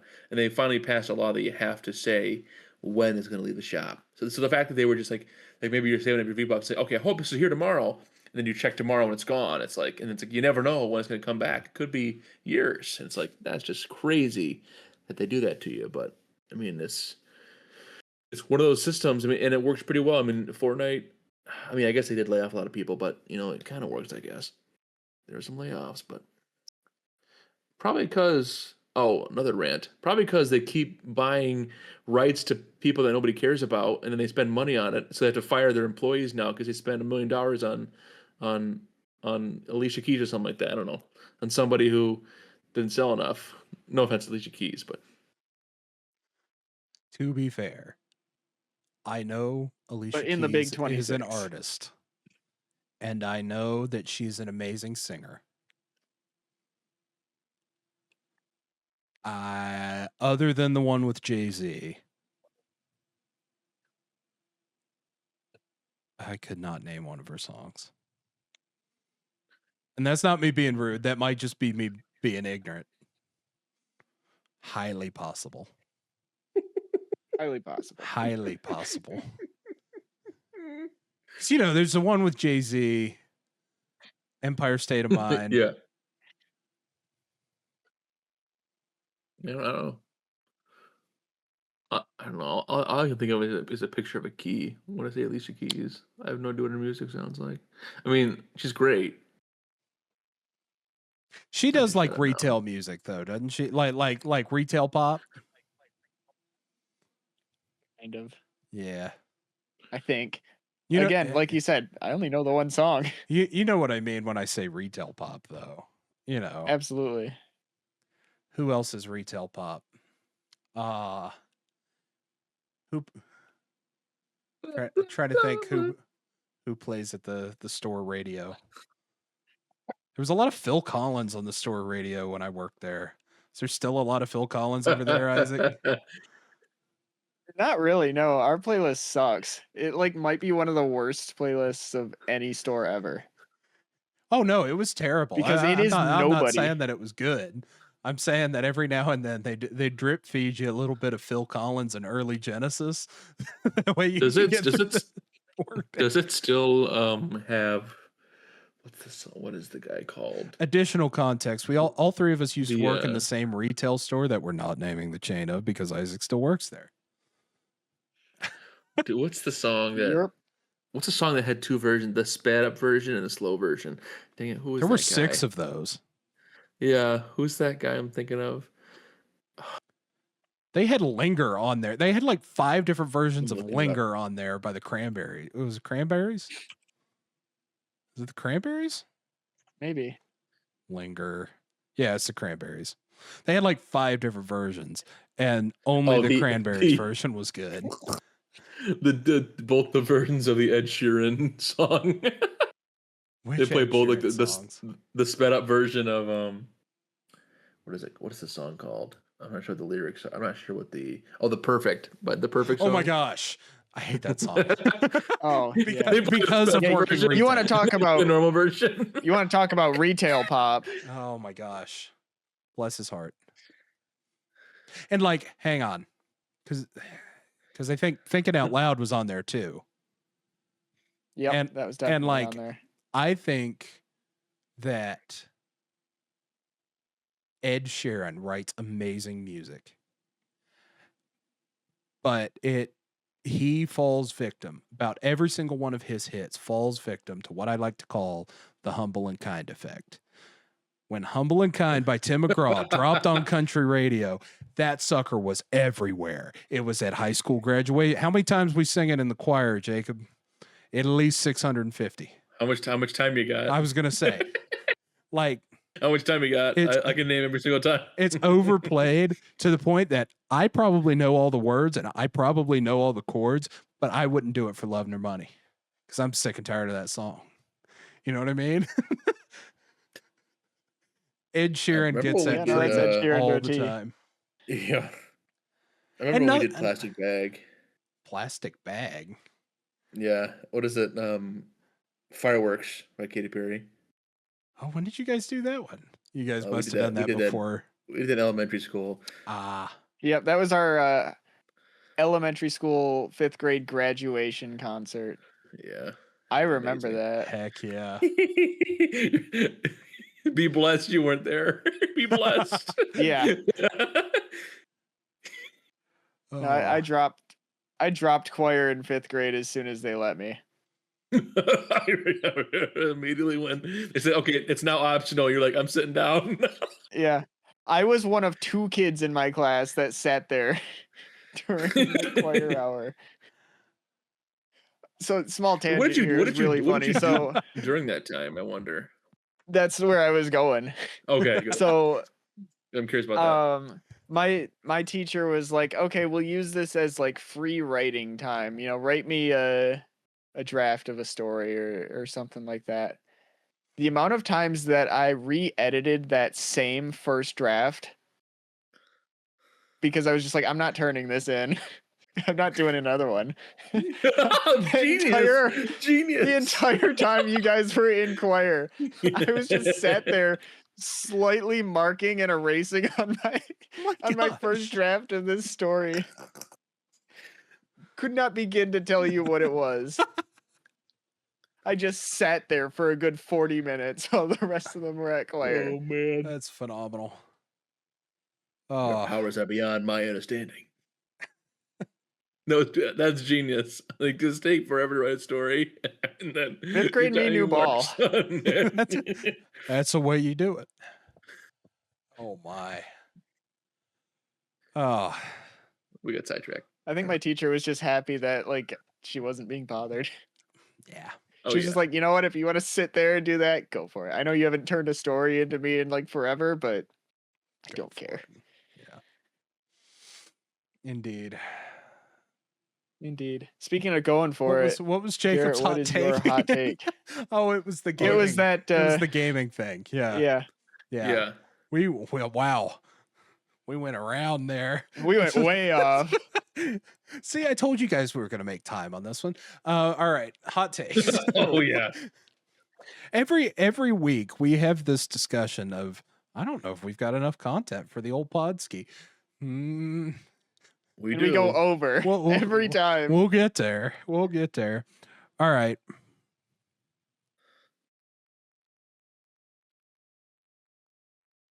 This is probably going to prompt a discussion. In terms of objectively,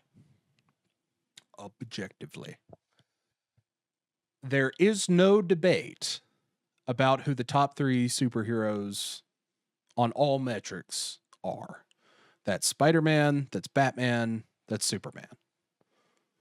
All 3 of them immediately are on the Mount Rushmore comic book heroes, superheroes. There's a lot of discussion about the 4th. My hot take is that number 4 is Wolverine. A lot of people argue Wonder Woman. I heard somebody argue The Flash. I heard somebody argue Green Lantern. Heard somebody argue Cap. I'm talking superheroes, blanket, all time, objectively. I think Wolverine is on that Mount Rushmore. He sold comics. He was the primary, he's the primary main character draw for a lot of X-Men. There's a reason that despite not being in the first class of X-Men, he was the main character of all of the X-Men movies. All of the good X-Men movies. All of the good ones. Throwing some shade where it needed to be thrown. You can count those on a finger. What do you mean? Honest. X1, X2, X3 were good. Oh, Hang on. Are we getting it? Yeah, okay. All right. Days of Future Past I have actually not seen, but I've heard that it's good. Same with Logan. I need to watch Logan. It's on the list. Goes back to your take there. Yep. I was gonna say, and there's a reason that Wolverine is in so many stories, and it's because he is a draw. You look how many different versions. A lot of Mount Rushmores will place the big three on there, and a lot of people will say Wonder Woman, and I understand. However, I also have to point out, how many Wolverine Marvel Legends are there per year? How many Wonder Woman McFarlane figures have we gotten? There's a very clear imbalance in those Wolverine figures. You're going to be hard-pressed to find them because they're going to fly off the shelves. Mm-hmm. All right, there's my first hot take. There you go. I'm with you, I think, on that one. Just because as a kid, before I even really was delving into the lands of superheroes, I knew who Wolverine was. I had probably had a Wolverine figure or had something to do with Wolverine. I knew who he was. And that was before I was into anything superhero related. So yeah. Yep. And then when you think of X-Men, Cyclops is the leader of the X-Men. Who do people think of though? Nope. Wolverine. It was to the point that when I was a kid and they were showing reruns of Spider-Man from the 90s and X-Men, I didn't know that Wolverine was called Wolverine because I didn't know how to read. And I was just like, oh, X-Men, he's the one in the front. He's the coolest. He's X-Man. Yeah, X-Man is an actual comic book character, but it's not the point. So yeah, there's my first hot take. I don't know if that's really a hot take, but I know a lot of Mount Rushmores that people throw around. It's Wonder Woman or it's Flash or, yeah. Who's the fourth one on you guys' Mount Rushmore? I would probably I don't know. I think I if you're thinking of yesteryear, I would put Wolverine, but maybe in recent memory, maybe Cap would be on the fourth one. Mm. Yeah, I was gonna say for me personally, as somebody, my engagement with superheroes, I actually don't know, and you can call this a hot take if you want to. I don't know if Superman makes my Mount Rushmore. Me personally, right? Not as an objective thing. Me personally, because like I've said, I don't. Hot take alert! At all. Like a graphic. So I would put Cap up there, just because he's been my favorite superhero since I got into superheroes. Right. And then probably Wolverine. There you go. Yeah, I mean, as someone who didn't watch objectively, as could a kid, like a Wolvie. Since I didn't watch this as a kid, I think, but I still heard about Wolverine, so I think you can put him on the list for top 4. But in recent memory, I think you can probably put Cap as 4 because of his importance right now. But I think it's not a hot take, but maybe a hot take now. Yeah. Maybe not so much in the past, but I think now maybe it'd be considered. I don't know. I mean, I guess it depends who you talk to. I mean, it depends like the generation of people you talk to. I think and that could be another thing. And you're then right. also, what is it? I was going to say, I just Googled Mount Rushmore superheroes, and the AI is telling me that Wonder Woman is the 4th. I read it's Wade Wilson. I was like, oh, cool. Yeah, there you go. True and real. True and real. Is that Magneto? Is one of them? This one is Mount Rushmore of comic book heroes and villains. Now, that said, I will say this, and this might be a hot take. Get your bingo cards out, kids. If it's comic book heroes, Optimus Prime is a 4th for me. Ooh, that's like a good one. Both. I haven't read any of the old Marvel run yet. I have Compendium 1. I'm getting there. Gosh, it's in the book hole. No, that one went right on the shelf. The book hole can't contain that. It's too big. It's too thick. It's thick boy. But it's in the honorary book hole. Gosh. But even just with the Daniel Warren Johnson run, I've gone on tangents about this in the past. Optimus Prime is the best hero archetype character out there in that one. Not in the Bay movies, but in that one. We should watch. I am campaigning again for us to sit and watch all the Bayverse Transformers movies for a podcast.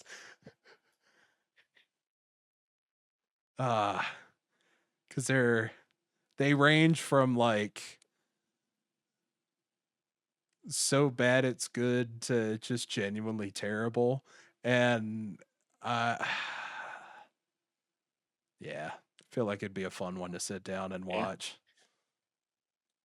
with people, not just by myself. I would not subject myself to that. Anyway, there's my hot take. Wolverine, the 4th on the old Mount Rushmore. Isaac, what's your first one, Halls? So my first one's going to be pretty tame because frankly, it's not like Jacob's. Not really even that much of a hot take. This one's more of like, I just don't hear people talking about it at all. And it's a grievance that I have that I want to put out there. Sure. So it's revolving around WWE, mostly SmackDown, but also happens on Raw. Okay.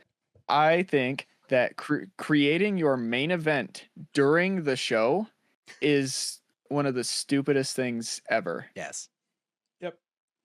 Like, let me put it into perspective here. So in kayfabe, you want me to believe that this show is, this is a real wrestling show and nothing's scripted and yada, yada, yada.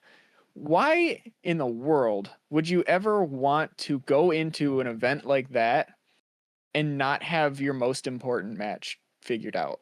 Yep. Like, you don't go to a UFC event and like to be topical, you don't go to the Ronda Rousey versus Gina Carano fight without booking Ronda Rousey versus Gina Carano. Yep.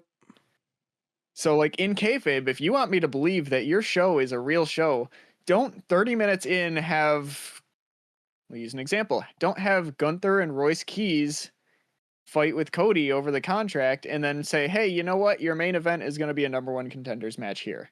Right. Have that booked. That's just dumb. And it takes me out of the show sometimes whenever they do that on SmackDown, because I go into it and I'm wondering, okay, which match that they've previously announced is going to be the main event? Or, what do they have planned for the main event? And then sometimes they announce something stupid and I'm like, okay, well, I'm out. What gets me is that a lot of times they just don't announce stuff. And it's like, okay, why am I tuning into your program? Right. Like, for example, Adam Pearce released his weekly, here's what's coming up on Raw. Yep. There was one match announced for tomorrow. Yep. That's all right. Get your bingo cards out, kids. That's one of the things that I love about, like, particularly early to like peak 2021, 2022 AEW is that no matter what the card was at the right before the main event, much to his chagrin, Excalibur would detail, okay, here's all the matches that are coming up next week on Dynamite. Here's all the matches that's coming up on Rampage. If there's a pay-per-view, here's what's coming up on pay-per-view. Tune in, because we're going with it. And tell me what I'm watching. And if there were things that got booked like after a pay-per-view on a Dynamite, they would announce it ahead of time. Like everything would be announced ahead of time. I think that the first impromptu match that they ever did, which I think that they've done a few since, which is, I completely agree with you, not good. Yeah. I want to say that the first one that they did was like 2023. Like 4 or 5 years in. Maybe. But yeah. I miss when Dynamite was good. Consistently good. Right. I should keep going on my. Sorry, I was just gonna say I should keep going on my AEW rewatch. Maybe you should. I'm coming. But the problem is I'm in December of 2019 right now, and that is the. Yeah, you got a ways to go. No, that is the. Pardon, we're an hour in to the second recording here. That's the before the peak. And it's just up from there, even during the pandemic, because a lot of their content was in the pandemic, but it was amazing. Anyway, all right, sorry. Bingo card. But yeah, man, you're knocking out all the bingo cards already. Talked about Transformers. And I'll talked about G.I. Joe. Talked about AEW. Told somebody to watch Andor. I'll knock another one off the list here in a second. But the real life example that I'll use of my take of knowing what the main event is prior to the show is a good idea. We went to SmackDown, yes, where they had announced, hey, John Cena is in the main event. That's one of the main reasons why we went. Yep. Granted, my main reason, get your bingo card. Alexa Bliss qualified for the King and Queen or Queen of the Ring match that was going to be happening there. She did. And lost, but whatever. Well, whatever. But the point is, we knew what was coming way ahead of time because they had announced, hey, John Cena's going to be here. Yep. And not just that, they did say, all right, your main event is going to be John Cena for that show. Yep. So it wasn't just John Cena will be there.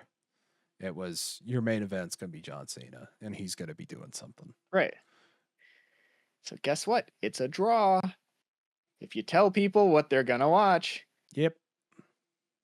You have to put butts in seats somehow. And if you're not, if you're not releasing a trailer and you're just dropping it, unless it's like they could drop X-Men 97 season 2 tomorrow and it would get all the hype that it needed. But if you're like going in blind on something, you can't just drop it. Mm-hmm. Let me point something out. Did you know there was an animated Black Panther show that came out last year? There was an animated Black Panther show that came out on Disney? On Disney, yeah. I think it was like called Eyes of Wakanda or something like that. Oh, yeah.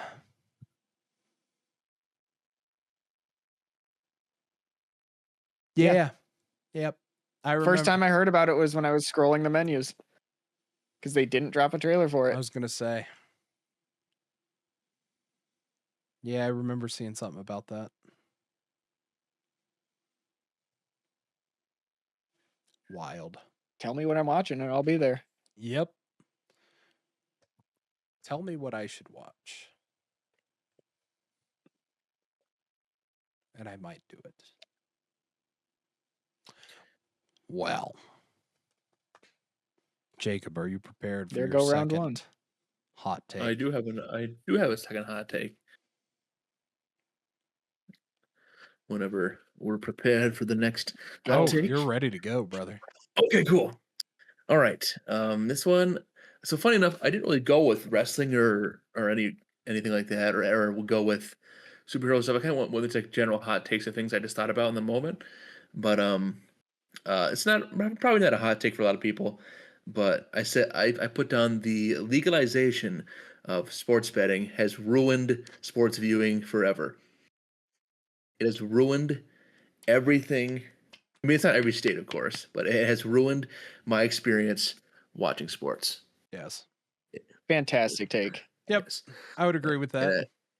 Now, is that a pot calling the kettle black? Because sometimes I look at betting lines, yes, but it is integrated in every game. Yes. They regularly show betting lines during games and parlays and crap, and then they also put the games on networks that promote, and then in halftime there'll be a gambling show, and then before the game a gambling show, and then a commercial for gambling. And it's like, oh my gosh, it's kind of just turning into, and then the players are gambling. Everyone's gambling. It's ruined my experience watching the sport, and I think it's doing more harm than good for leagues and for people's pocketbooks. But I think it's just and every commercial is a betting commercial nowadays. So I was going to say, it's just that's the part that annoys me. And then there's a lot of them you can't tell. What's the one that they keep advertising with WWE right now? With Drew and whatnot in the thing. Oh, with Tiffany and Drew? Chumba Casino. Chumba Casino. I can't tell if that's for real money. That's the other thing. I can't tell if these are for real money. Let's see. Chumba. Because I mean, you know what I mean? Like there's the slot games that you can get on your phone and all of this, and it's like I can't tell if these are for real money or not. There's a Chumba Casino Lite. What is this? 2006. A light version, like Angry Birds Light. You get Angry Birds Light, yeah, like Minecraft Light. You get a grand total of 3 levels. Oh, there's 10 job openings. Cool. Oh, heck yeah. Well, there you go. Which I assume you want to go work for Chumba Casino. You go work for Chumba Casino. Say you can't go and work for Chumbo Casino because Chumbo Casino should work for you. That's Chumba Casino is banned in Michigan. Okay, well that's I was gonna say, and that's the other thing too, is that like you're advertising a lot of these platforms and stuff that are not going to be that are not going to be legal in every state. So like I'm in Montana, they have different gambling laws than Michigan, than West Virginia, than Ohio. Yeah. It's banned in Montana and Michigan. I was gonna say, funny. And so it's like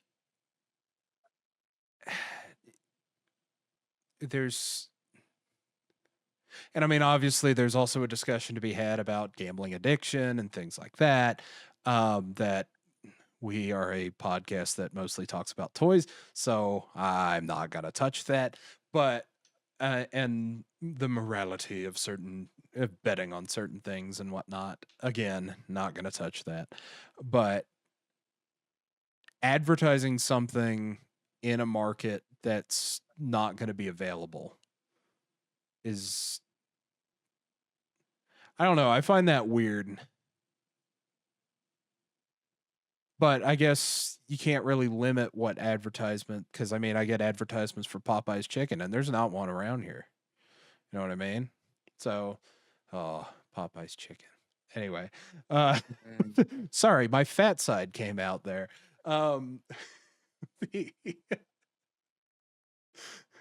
The Chumba Casino does not give you real money. It looks like just gift cards. I was gonna say, and that's the other thing. There's all these platforms that are like, oh, scan your thing and get gift cards. Well, if you get so much, your receipt. Yeah, exactly. Well, if you get so much in gift cards, it's still considered taxable income. Yeah, I think you need a lot of gift cards to get taxable income. I But thought I some people have receipts lying around everywhere to scan. was gonna So say, and I thought it was only like I don't know. I'm not gonna pretend to be a tax expert. yeah, I'm it's a not mess. I qualified mean, the for same that. thing. Yeah, I mean taxes. Yeah, and casino. It just makes it definitely is like it fuels addictions for people and kind of makes it way too easy to access. Yes. Like way too easy to access these things. And I think I think it's not available in most states, like most gambling thing, like online gambling. I know, and only some are available. I think there's actually more that are not legal than are legal. I'm not sure what the ratio is, but it's still the thing is, I think more and more will start getting legalized, and that's going to make a even worse thing. And yeah, I mean, if you want to do it in moderation, that's great. But the problem is, our human brains are not wired to do things in moderation. If we get a big win, you want to do more. So it's our brains are not programmed to stop like that. Like me opening up a pack of Pokemon cards. If I don't get a hit, I want to buy more. And if I get a hit, I want to buy even more. I've had to stop buying cards because I have no place to put them, and I'm just like I'm not doing anything with them. You know, It's cool like to get they'll cool sit stuff, but in a it's box. like they're gonna sit in a box, and it's Yeah. fun. Yep. But like, if I was like actively playing Magic the Gathering or Star Wars Unlimited or one of these, sure, because then Yeah. it's an activity. No. Yeah, like I gotta stop. I have like 3 cards that I have like actively displayed. The rest of them are either, scattered around in a pile waiting to be put in a bin or in a binder or something like that. And then they just sit there. And yet I keep And it's buying like cards because I have a problem. Yeah. it's hard. And then if you want to keep them safe, you got to put them in a sleeve Yep. and a top loader Mhm. and put them somewhere safe on the shelf. And it's like, oh my gosh, it's a whole nother process. That's like for some cards, that's like a whole day job, just going through cards and putting them in sleeves and stuff. Indeed. Been there, Yeah. done that. Yeah, but that is my hot take. I guess it's not really a hot take. I guess it's more of a take. Yeah, I'm definitely with you. I've had more than one conversation with my dad when like a baseball game is on or something. In the bottom right corner of the screen, it displays, oh, here's the betting odds for this team and this team. When you could be showing me, hey, what's this pitcher's ERA? Hey, what's the Who cares about what's that? the batting average of this guy? No, we're gonna find out. Is this team gonna win this game? Here's the live odds for the Detroit Tigers versus the Cleveland Guardians. It's like I don't really care. Spoiler alert: they're gonna lose. The odds don't determine who's going to win this game. Right. Spoiler alert. Indeed. But yeah, Okay, and if you bet $5, you get $150 of fake money in your account that you can't withdraw. yep. That's how it goes. Yeah, this promo BS's. Indeed. We're getting all the topics in today. I like this. This is a good I one. guess so. We're talking about I- everything. Hey, it's varied. It's varied. We If are a somebody doesn't get variety upset show. at this, then would if there's somebody out there that does not get upset with at least one of our takes, then we're doing it wrong. Exactly. They're not hot takes if they don't make people mad, Indeed. Yeah, exactly. which my next one's going to do for sure. Oh, I'm excited. boy. I'm excited. You guys gonna make us mad? It's not going to make Garrett mad. It might make you mad, or you might wholeheartedly agree. I don't know. We'll find out. Okay. Okay. All Interesting. right. All right. Does that bring to my next one? I think you're next. Yeah. That would be All right. you. Yep. Okay. Hasbro's. We pretend to be a toy podcast. Hasbro Star Wars Black Series is the best toy line with a majority of mediocre figures or repaints. Because I mean, you compare it to Marvel Legends, you compare it to G.I. Joe, you compare it to Mafex, you compare it to some other stuff in terms of articulation, in terms of likeness, in terms of.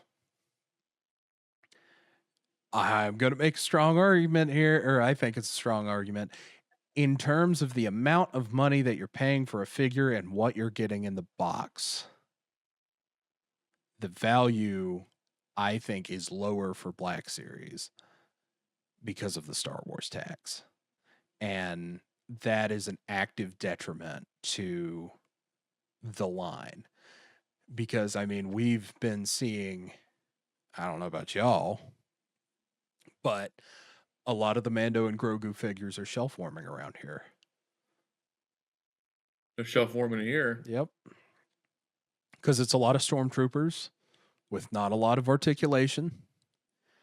And then the wave even with Luke and Leia from A New Hope is kind of sticking around too, because it had like Vanestra Rowe or somebody from Acolyte in it. If I had a nickel for every Vanestra Rowe figure that is sitting in this area amongst about 3 Walmarts, I'd be able to get half a Diet Coke. Or a small one from McDonald's. There we go. That's better. That sounds better. Which doesn't sound like a lot. It doesn't sound like a is. lot, but that's a lot. I mean, I'm talking nickels here. So, like, what is that? Like 20 Right. nickels? Something like that, yeah. My elementary school teachers are shaking their head right now. Just like disappointed that I have to question that. But when Black Series hits, it hits. I need this new Lord Starkiller figure. Yes. If I see it, I'm buying it. If it comes on Amazon, I'm buying it. Period. When they hit with Quinlan Voss, great. Asajj Ventress was a good figure with what I believe to be a major flaw in the design of that figure with the way that the helmet affixed to the head. But the vast majority of Black Series figures are either troop builders, which I get that there's people that want to troop build and whatnot, but like, let's face it, most of your collectors are buying one and done. I have 2 stormtroopers, and I think that might be too many. So, yeah, I think the vast majority of Black Series figures are like mid to bad, and then, but when it hits, it hits. Thoughts?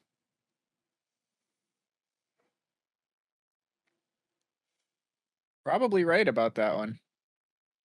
Because, now that you mention it, there are so many just like B tier figures that are just like you said, stormtroopers or, repaints. And it's just like, why would I bother buying all of this stuff? Especially if you're going to ask me to pay the premium that comes with a Yes. Star Wars figure. How many? Director Krennic, Orson Krennic, perfect example. Target exclusive Orson Krennic from Andor is sitting. There's 6 of them on the shelf at the Target over here. It just was over there today. And it's a body from 2015 that hasn't gotten an update. And maybe not that old, maybe 2018.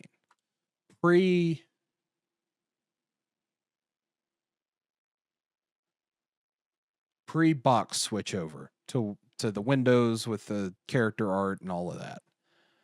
Back when they were in black and red boxes was when we got the first Tarkin. And they have used that body on everything. Krennic, there's Admiral Piet out there. There's Vice Admiral Rampart, multiple releases of Tarkin. My point being is that, like, we know what Hasbro. We know what you can do with the Star Wars line. We've seen it. Star Killer's a great figure.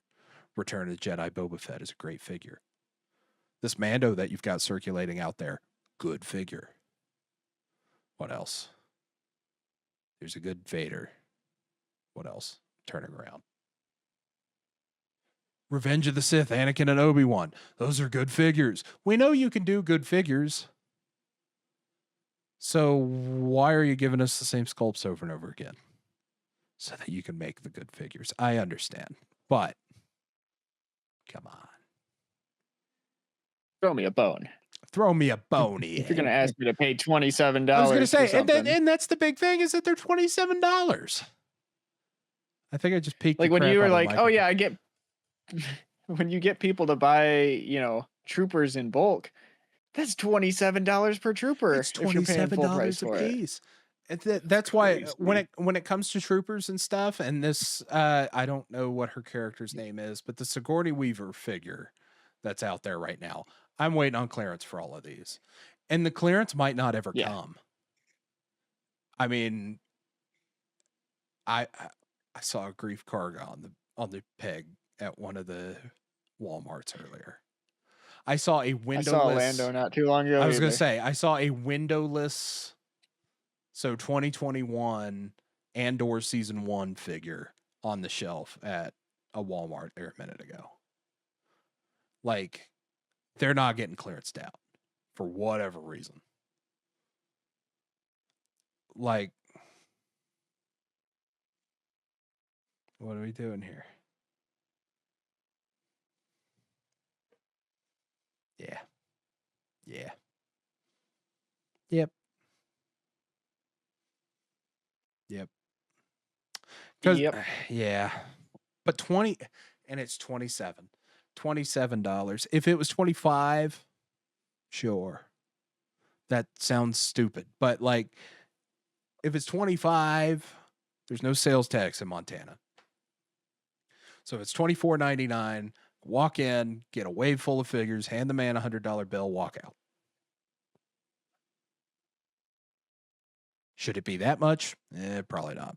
Probably about 20. Especially for what you get in the packaging too. Because like, if you've got a Jedi, like let's take for instance, Ahsoka the White from Ahsoka Season 2. You get Ahsoka, no cloth goods, no extra piece, 2 sabers with detachable blades. She could barely hold the sabers because the hands get gummy or whatever. Mm-hmm. That is $27. G.I. Joe Classified.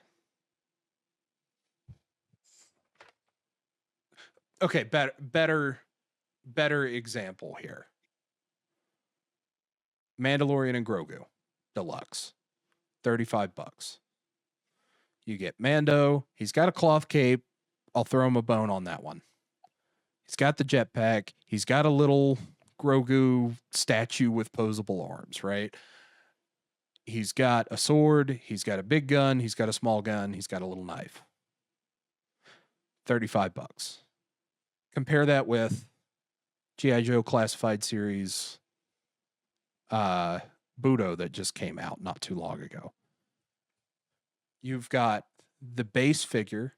You've got full traditional Japanese samurai armor, which is the skirt piece, the chest piece, leg pieces, arm braces, and a helmet, as well as a modern take on the character, which again, belt piece, chest piece, helmet, multiple heads, 3 different swords, sheaths for all of the swords, a rifle, and a pistol with a pistol holster.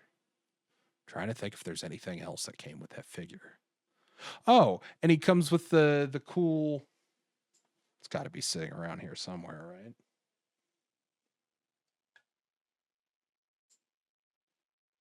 This cool cape thing. It's like a cool straw cape that you could put over the armor to make it more, I don't know, traditional samurai, question mark. And he comes with a neckerchief. All of these cool things, same price tag, $35. If I'm just looking at toys, which one am I picking up? You know what I mean? Yeah. Like, I'm thinking, if I'm an 8-year-old, which one am I going to pick? Am I going to pick the guy from the movie with this little bit about... I mean, 8-year-olds would probably pick that guy over this, but that's not the point. I don't know. Am I out of line here? I've gone on a tangent. Nah, I don't think so. Yeah. Not for me personally. Cool. But I like the take though. That's an interesting one. I never thought about. That's actually a really creative one. Yeah. I thought that one through. That and my next one were the first two on my list, and I'm ready to launch into a very serious discussion with Mr. Isaac about a very particular Star Wars topic. Mhm. But you'll have to wait a little Uh-oh. bit because first we Yeah. have to hear Isaac's next hot take. Yes. So this one is actually the take that inspired me to suggest this idea for a podcast, because Okay. I've been thinking about this for a while here. And like I said, sorry, Garrett, you're probably going to get left out of this one because it is a Pokemon take. I'll just step into the room and get another drink. There you go. So my Pokemon hot take take. here is Pokemon take is that Hot. Generation 1, specifically the Generation Pokédex, is carried by nostalgia and it would actually be heavily scrutinized if it was released today. Well, now listen. Now this is going to be one of the cases where I agree completely with you, but you're going to get the most pushback of all of these hot takes Yep. on that particular one. You will get the most pushback by far with that comment because there are Yep. an endless Gen 1ers amount be of crazy. Gen 1ers in the world, and they stick to their guns. Gen 1, you know what? Gen 1, I have Gen 1 fatigue personally. I'm fatigued by the Pokemon in Gen Same. 1. And a lot of them I'd say are not creative. There's not a Gen 1 Yep, Pokemon I that's- dislike, but they're not creative. Like I don't Yeah, like that's where I was going with this take is what is like one of the main complaints about, Gen 7 and 8 and 9? It's that the Pokemon designs are lazy and uncreative and don't make any sense. Let me throw you a few examples from Generation 1. Rattata, rat. Voltorb, Pokeball with a vase. What's its evolution? Electrode, upside down Pokeball with a vase. Grimer, sludge. Pidgey, bird. Like, I mean, come on Magnemite, now. Magnet, Magnemite, magnets. Execute, Like, Eggs. Jinx, person doing blackface. That is what back in the day. That's what it was. That's genuinely what it was. Yeah, They changed that's what it was. They changed it. Like, That was a good call to change and it.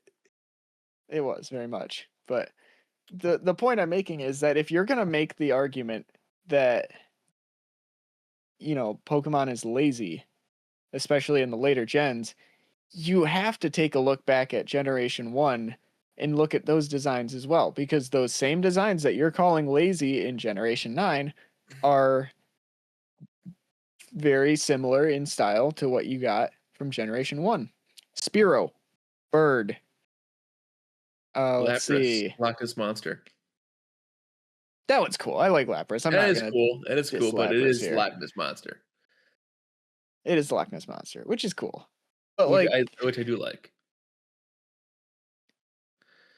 Caterpie, bug. Weedle, bug. Zapdos. You could just keep going. Moltres, Yellow bird. Articuno. Bluebird. Bluebird. I mean, maybe we're trivializing it a little bit there. Yeah, we are. But like, I am. Personally, I am. But the point is that if you were to release, say Pidgey today, people would call it stupid and lazy.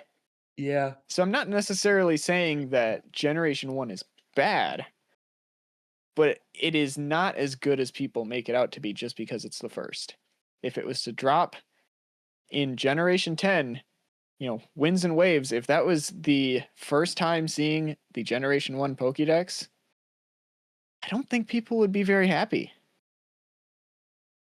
And I might get burned at the stake for that because anything negative towards Generation 1 is considered slander. It is considered But slander. That's just how it be. Gen It's 1 not. the problem is Gen 1 gets stuffed down our throats at every waking moment. And it drives and it's just and it's because of the Gen 1ers and because of nostalgia that it happens.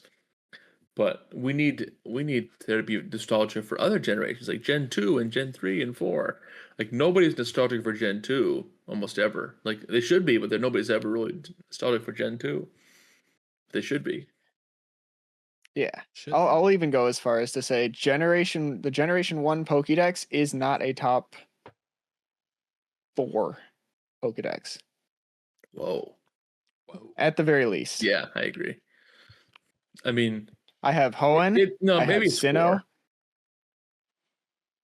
Maybe. I have Hoenn.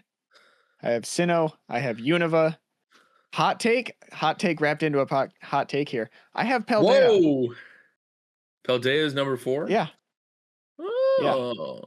What's the worst? Do you think it's XY?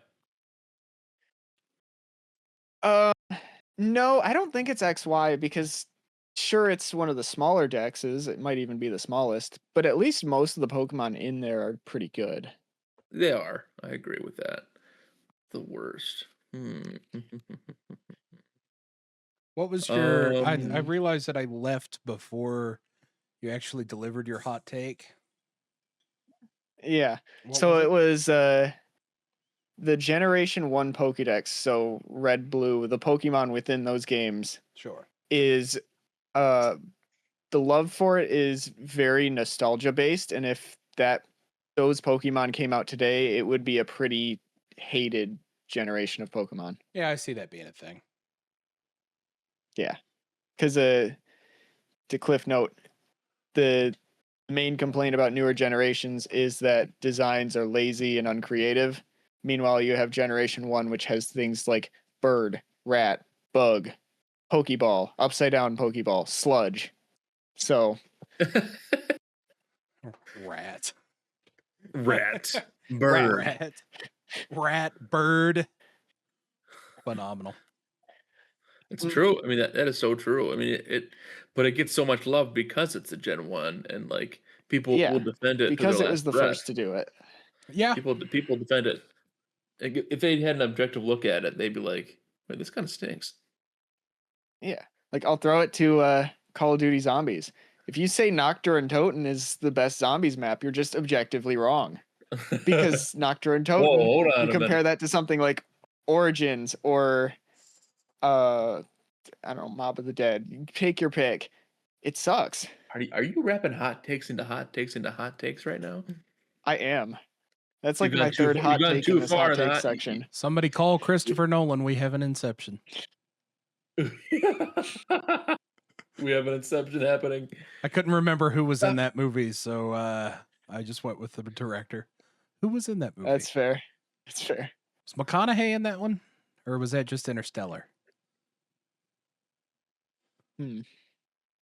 Oh, wait. I don't know. I've got one that statistically DiCaprio. He was probably in. Oh, that's right. It's that one. Because that's the one with the top, right? Murphy. Or is that Memento? With the what? Which one's the one with the top? Is it Inception or was that Memento? The top. Is Memento a Nolan movie?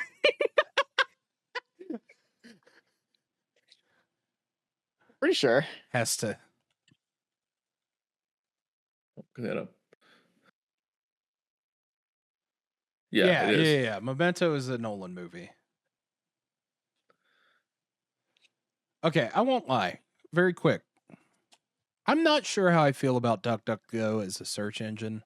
I like what they're trying to do, but the problem is that the results are so inconsistent that I don't think it works the way that I want it to. You know what I mean? I mean, I don't know. DuckDuckGo is kind of weird sometimes. Yeah. That's more like Duck Duck Can't Find. Indeed. Duck Duck maybe. Duck Duck perhaps. But He directed Dunkirk? I didn't know that. Oh no, he produced I gotta watch Dunkirk at full volume. Oh gosh. Remember, Lois, I can't sleep without Dunkirk at full volume. Oh no, he directed that. Did he direct that? Yeah, he directed that. It's got Barry. Featuring What's his Harry face? Styles. Dunkirk has Harry Styles? I thought so. I might be thinking of the wrong movie, but I thought so. See, because I was thinking Hacksaw Ridge, and then I remembered, no, that's Andrew Garfield, who That's an excellent movie, though. kind of looks vaguely like Harry Styles. They're both British. They're both British and brunette. They got like a similar facial structure, though. To a degree. Maybe. I won't get into the... Harry Styles was not in Dunkirk, according to... Oh, no, wait. What movie am I thinking of then? Oh, no, yeah. Never mind. Harry Styles was in Dunkirk. That's what I thought, yeah. I haven't seen it, but I vaguely remember a trailer from back when that was coming out. It looks good. It did look good. There were a lot of World War II movies, though, that came out around like 2015 to 17, wasn't there?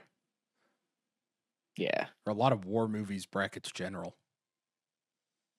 Because you had Dunkirk, you had 1917, which I guess, no, that's more recent, isn't it? Yeah, that was... There was a Churchill one at some point. There was, yeah. Wasn't it Gary Oldman as Churchill? Am I tripping? Possibly. Am I making stuff up? I just remember that I was following the Academy Awards and they were always just like, oh, well, here's a war movie, kids. Yeah. Anyway, there's my take on cinema. Oh, well, there's a war movie. Cinema. There are 3 types of movies: comic book, war movie, romance. That's it. Everything else is just a blend. That's it. It's just a blend of the 3. I'm making this up. What is it that Sam Wilson says in Falcon and Winter Soldier? Cowboys, aliens, and wizards? Wizards, androids, and aliens. Yeah, that's the one. What about Doctor Strange? Wizard. How do you know about Gandalf? I read The Hobbit when it came out in 1938. I love that. That line is amazing. Okay, wait, mini hot take. The relationship between Sam Wilson and Bucky Barnes is phenomenal. I don't know if that's a hot take or not. It's great. Bucky. Is that Bucky?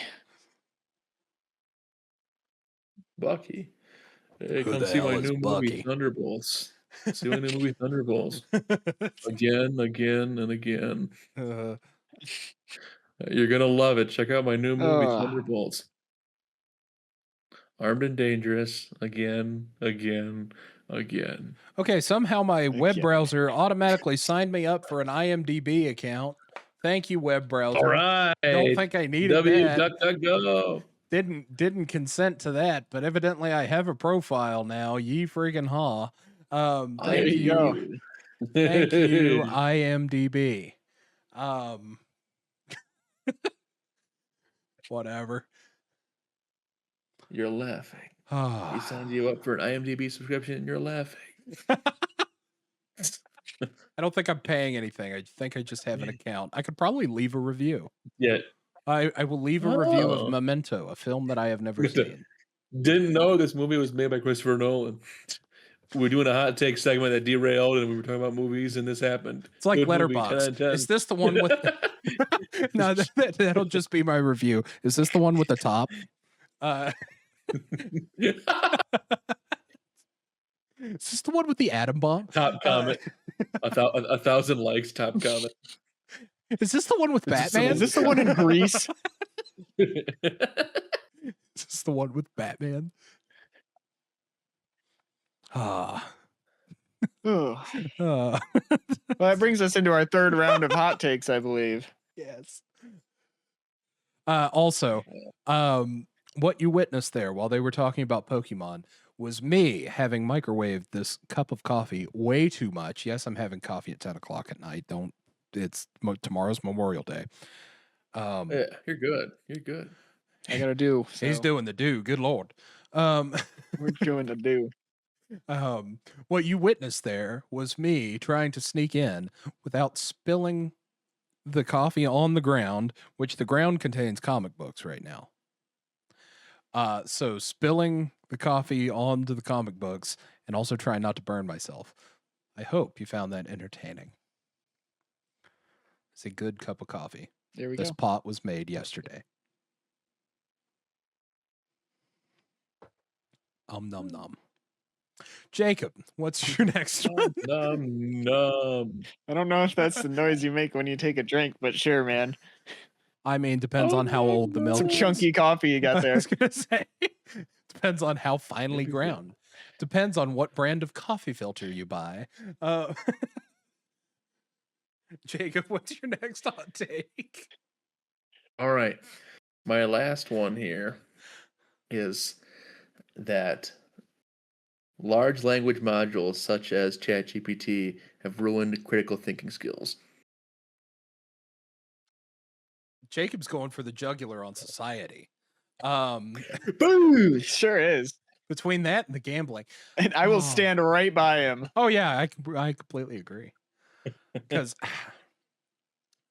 did I send you guys the reel that I had seen that was the head of Take-Two talking about the use of AI for creative practices? I'm not sure. I'll look at ChatGPT and ask him. I'm not sure. Nice. I think you did. I think you did. You did send that to I was us. going to say, because he had said something I along should the look up. lines Did of... Garrett send me? He had said something like, if you train the AI model on pieces of work, on movies or what, let's say movies, for example. If you train it on movies and how they work from a narrative structure and all of this, and you say, okay, I want a movie that does this, this, and this, there is no creativity, there is no art to it, because it will just say, oh, okay, I'm doing this as a task. I will give you this, I will meet your specifications, and we'll go from there. And I thought that was a very interesting take. AI is definitely interesting. It has made some things quicker. Again, I'm a computer programmer. I use it on the day-to-day. Because, I mean, the writing of code and the gathering of, and it all depends on how you're going to use it. Tip for all of those coders and computer science students and whatnot.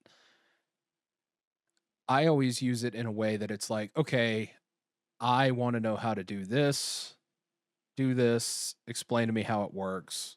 Okay, I'm using it as a tool for learning. That way I can say, okay, I might take this chunk of code and stick it in here, but I'm going to do this, this, and this to it to form it to what I need it to do. So, yeah. I don't like giving it, asking it to write creative stuff, though, because it always feels off. Yeah.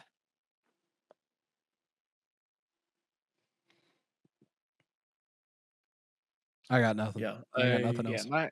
Well, I mean, I just think that it's it gets. I mean, it's very important for certain things, and I'm no stranger to trying to work with it and test how it learns, the machine learning of how it learns. I think that's interesting. Um, but I think asking it, I think we run into a problem where people might have to ask it important questions or ask it questions that maybe like a professional would need to answer or somebody needs to answer. And I think they're asking ChatGPT, and that's not healthy. I There think that's a problem. there is a trust in it's funny because I think what is when you guys were getting on the internet when you guys were kids, what was the one thing that everybody always told you? Other than, don't talk to strangers on the internet. Just don't trust everything you read on the internet. There it is. Yeah. And we're spending countless millions and billions of dollars to trust things that we've read on the internet. I find that interesting. Yeah.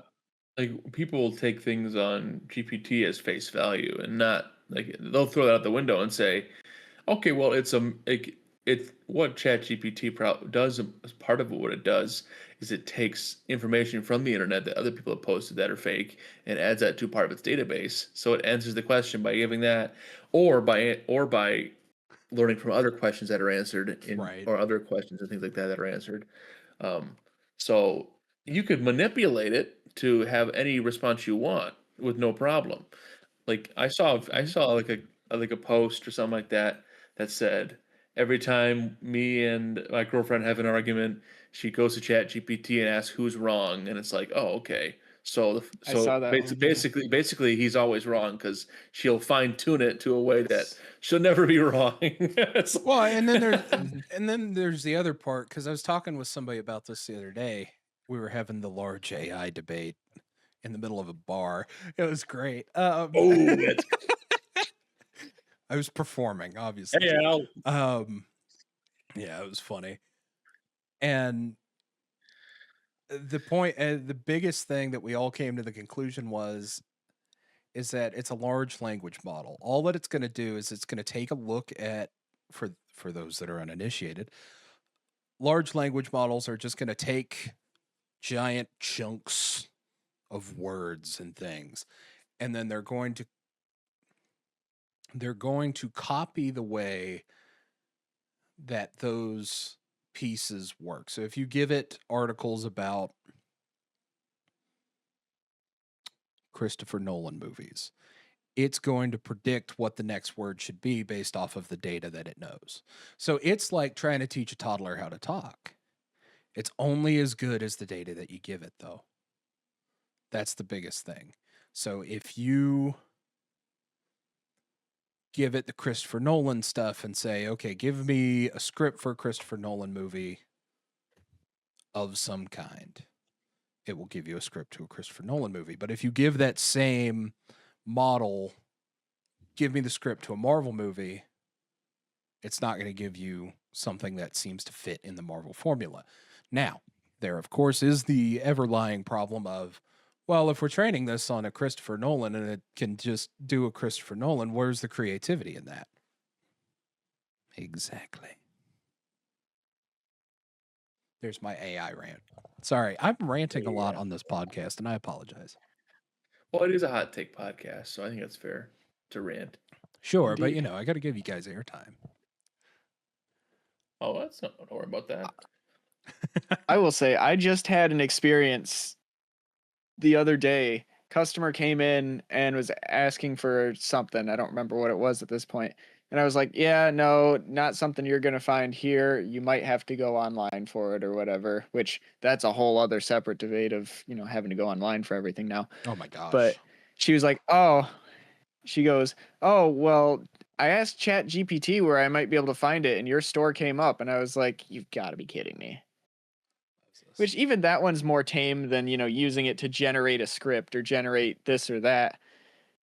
But still, like, it really weirded me out because I'm very, like, anti-AI just about everything. Interesting. But, like,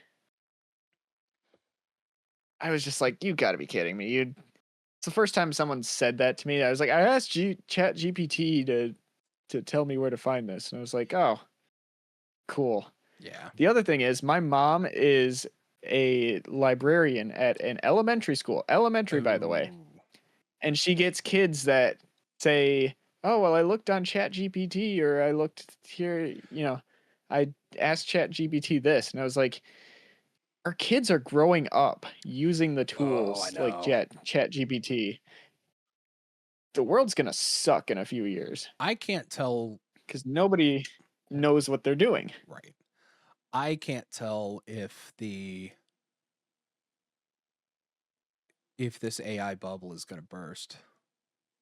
Not to get serious on the toy I think podcast, but it's like every bubble comes to an end at some point. But like, I don't know. They're talking about all of these data centers and stuff like that. But yeah, they're talking about building one here north of town here, and I'm just like, Montana prides itself of being very traditional and trying to protect the land. And this is me talking with people on the ground, and then this is me. What it's 2026 May. We're getting ready to do primaries for the midterms here. So a lot of these political ads are like, oh, well, we need to, conserve Montana values on both sides. I mean, as well as maintain the integrity of the land in Montana. And granted, in eastern Montana, there is nothing but fields, but it's pretty. But, are you really going to put a data center up out there? I'm not sure how I feel about that. Because it's also a lot of resources. I don't think that we have the infrastructure in place to support. It's like the debate about the electric cars. We've built I'm going on another tangent here. We've built all of our infrastructure around gasoline cars to the point where there's a gas station on nearly every corner, and towns have sprung up along interstates just to provide that infrastructure and things like that. Well, you're going to have a hard time trying to get all of these places to also put in these electric things. I was getting ready to say electric pumps, but the chargers. Because the other thing is that those aren't standardized like gas nozzles and whatnot. So yeah, all right. I'm gonna jump off of. I think I have to jump off of like a dozen soapboxes right now. So I'm getting off of them. probably pretty slippery. Ow! I hurt my knee jumping off of 12 soapboxes. All right. Oh, one mini thing to add, with these surgeons of AI stuff is the people either rage baiting or people doing things saying that are real and totally normal, and then saying, "Oh, this is AI, terrible, so stupid." It's like, bro, Because that's the that other thing. drives me insane. It's like they're rage baiting me, and it's working. It's working right now. You see my face? It's working. I hate them so much. Like you'll see like a cat meowing. It's like, oh, it's so dumb AI, it's so stupid. It's Yeah. like, oh my gosh, dude, you guys have no brains. Yep. There's it's gonna vary. I have opinions on how AI is going to be used, and I'm not going to state those on a public forum for a few reasons. Yep. There you go. There you go. Rant over. Rant over. Yep. Good hot take. Good hot take. I just, it's the people that do that drive me crazy. Drive me up the wall. Like it's so angry seeing those comments. Mm. Like, bro, A cat meowing is not artificial intelligence blood. Come on. Could be. It could be, but in this case, it is definitely not. It's like, oh my gosh. Indeed. All right. Well, I guess that brings us to our last one here. Or my last one. Unless we decide we want to do a fourth one, in which case I have no heavy hitters left. I have none. All right. Star Wars time, baby. Getting back into our back into nerddom here. I am of the opinion that at this point, as a Star Wars fan, I do not believe that Disney should decanonize the sequel trilogy. That is something I have seen calls for, but I think that it is not something that they should do. Because you can decanon... okay. History lesson. 2013, Disney buys Lucasfilm. Says, all right, we're probably going to do Star Wars at some point. Was it 2013? 2012? 2013. Somewhere around there. Yeah. Mm-hmm. 13 sounds right. Yeah. They say we're probably going to do Star Wars at some point, which now that I think about it, the turnaround time on Rebels Season 1 was pretty good.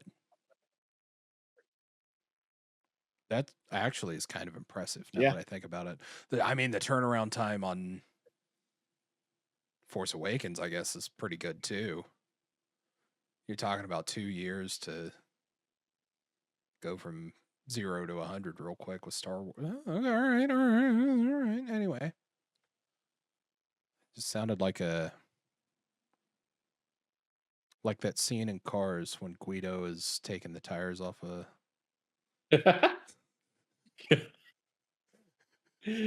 Guido. Pete stop. Hey, ho. Yeah. I'm surviving off of caffeine and comic books right now. All right. I don't think that they should be decanonized.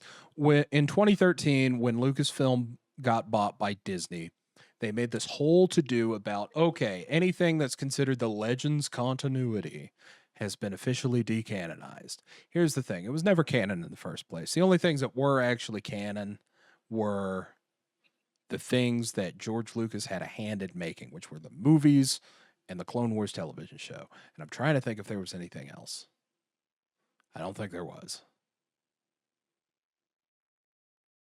And that was just because they killed the Clone Wars, which was still being shown on Cartoon Network up until they bought it. Mm-hmm. You can decanonize those because it was never the concept of Star Wars canon should be, all right, this is the official events of whatever, or here's the stories that are considered to be true from a certain point of view. Because we see multiple retconning of, for instance, Kanan Jarrus during Order 66 is different in the comics than it is in Bad Batch and all of this. But this is the story that we want to tell, and it's considered part of canon. When you decanonize a multi-billion-dollar movie trilogy, you do two things. One, you tell your average consumer, oh, you made multi-billion-dollar movies that you didn't really care about and are saying that didn't count. Number two, well, was it last podcast when I posed the question, which fans are worse, wrestling fans or Star Wars fans? And I said, yeah, it's Star Wars. Yeah, that was last episode. It was. So you enable Star Wars fans to say whenever something is bad, decanonize it. It is not part of the canon. And I don't think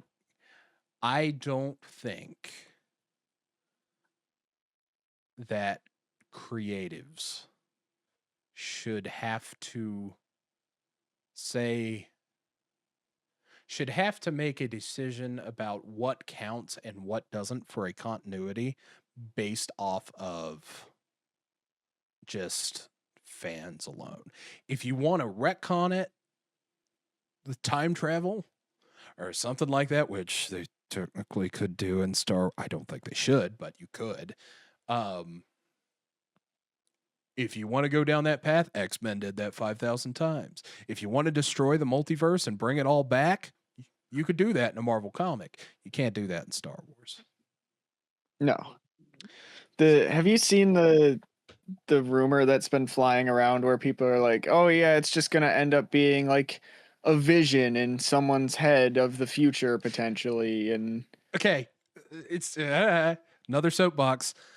Dallas is a show from what, the 80s? When was Dallas? You guys probably don't know about this, but my mom used to watch it all the time, and I've watched like the first few seasons of it. It's actually a pretty, oh, gosh, dog it. When you put in Dallas into DuckDuckGo, the first thing that pops up is kayak for travel. You won't see me going to Dallas. You won't see me going to Galveston either. That dirty ass water. Galveston. That's a cheap pop, but it works every time. Yep. Anyway, we ain't even going to the beach. Dallas is this big dirty ass water. Oh, they're not going to Cancun. They go to Galveston. Some churros from San Antonio. How they doing that, Chuck? Big old woman in San Antonio. Oh, like you say, cheap pop, but it works every time. Anyway, Dallas was a television show that started in 1978. It was basically the Yellowstone of its time, a high-budget soap opera for what it was. But it followed this oil family, and they had a ranch and all of this other stuff, and lots of family drama. I kind of don't need to go into the plot for the point. But at one point or another, and I don't remember which, but it was later seasons. I don't know when it was. It doesn't really matter. At one point or another, they have an event where they kill off a particular character. Bobby Ewing, who was like one of the big heartthrobs of the 80s, television-wise, and all of this. And it was very controversial at the time.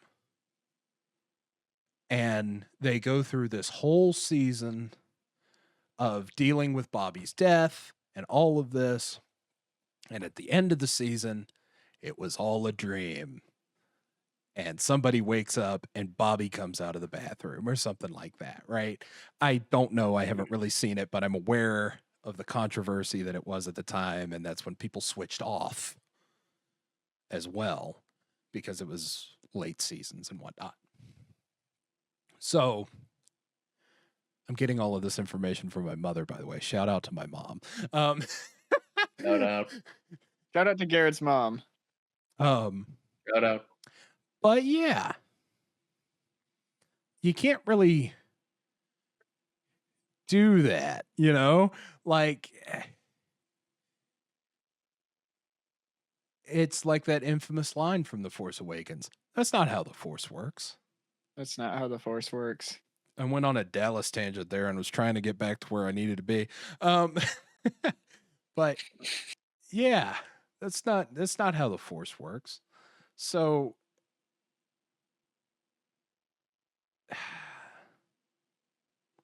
yeah, I don't think that they should do it at all. And then the other thing that I will say is that a lot of people probably felt the same way about the prequel trilogy. But let's face it, though, I would be interested in the next 10 years. Because Isaac, you'll understand what I mean when I say the Star Wars we grew up on. we grew up on a very different Star Wars than our parents did. Our parents grew up with the original trilogy, the Ewok show. What else? Shadows of the Empire, maybe. Holiday special. The holiday special. First appearance of Boba Fett. Exactly. We grew up with the prequels and Clone Wars and the Force Unleashed video games. Oh, yeah. What else? Yeah. Lego Star Wars games. Stuff like that. I'd be very interested to see, considering their proximity of release, what the next generation of Star Wars fans gravitate toward. If they say, oh, the sequel movies are the ones that I grew up with. Or if they say, oh, it's The Mandalorian. So I think it'll be the sequel trilogy. And for that reason, decanonizing that, you run the risk of telling an entire generation of fans that their childhood experience that they had with Star Wars was invalid and purposeless, which you can't do. Yeah. Yeah, you can't do that. Speaking of childhood experiences with Star Wars, I forgot something. Hang on. Isaac, say a point about the thing. I forgot something in the other room. I'm forgetting a lot of Okay. things. So I will say that I love the idea of getting rid of the sequels and, pretending they don't exist. But that would be incredibly messy to deal with, kind of like what he was detailing. And B, you are invalidating so many fans' opinions that you can't. I hate the sequels so much, and if they didn't exist, that would be fantastic to me. But the problem is they do exist. Some fans really like them and appreciate them and grew up with them. So you can't just say, gone. You can't do that. They're there as much as I hate it and as much as I'm going to hate it. You can't. It's too messy. I was going to say, there is a lot of issues that I think could arise if you try and decanonize something like that. There was a lot of controversy when you did the Legends stuff.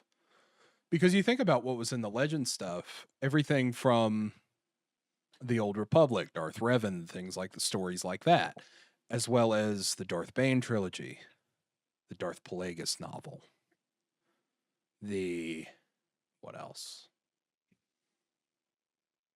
Oh, the Thrawn trilogy. Stuff that like people, myself included, think of the Thrawn trilogy of books as, okay, that is the sequels. You know what I mean? But that's not the case anymore. Speaking of childhood experiences, I will show this off. I did not include this in the collection check-in. This is the VHS's Ooh, that's clean. Star Wars trilogy. I found this at a retro store today, and my father has the same box set. And this Star Wars, this tape right here, or my father's copy of this tape right here, of the original Star Wars movie, this is one of my first memories, is watching this. So, like, and bear in mind, this is the 1995 special edition, so that's not even the last time that they go through and digitally mess with it. If somebody were to say, oh, those changes that were made in 95 are no longer indicative of Star Wars and are to be considered decanonized, I would say, no, screw you. That's my Star Wars. Don't touch my Star Wars. Right. Yep. What you did? It's a tough pill to swallow, but the sequels are here to stay. Indeed. Indeed. I'm so happy I found this, by the way. Cause this is Yeah, no, that's like sick. super cool to me. Cause I did not, when I moved out, I took a bunch of VHSs and stuff, most of which I owned, or some of which I stole from my dad. But these, I was like, nah, these are his. I'm not touching that. So I'm very excited to have a set of my own. And it makes a weird noise whenever you close it. Hang on. Oh, that sounds nice.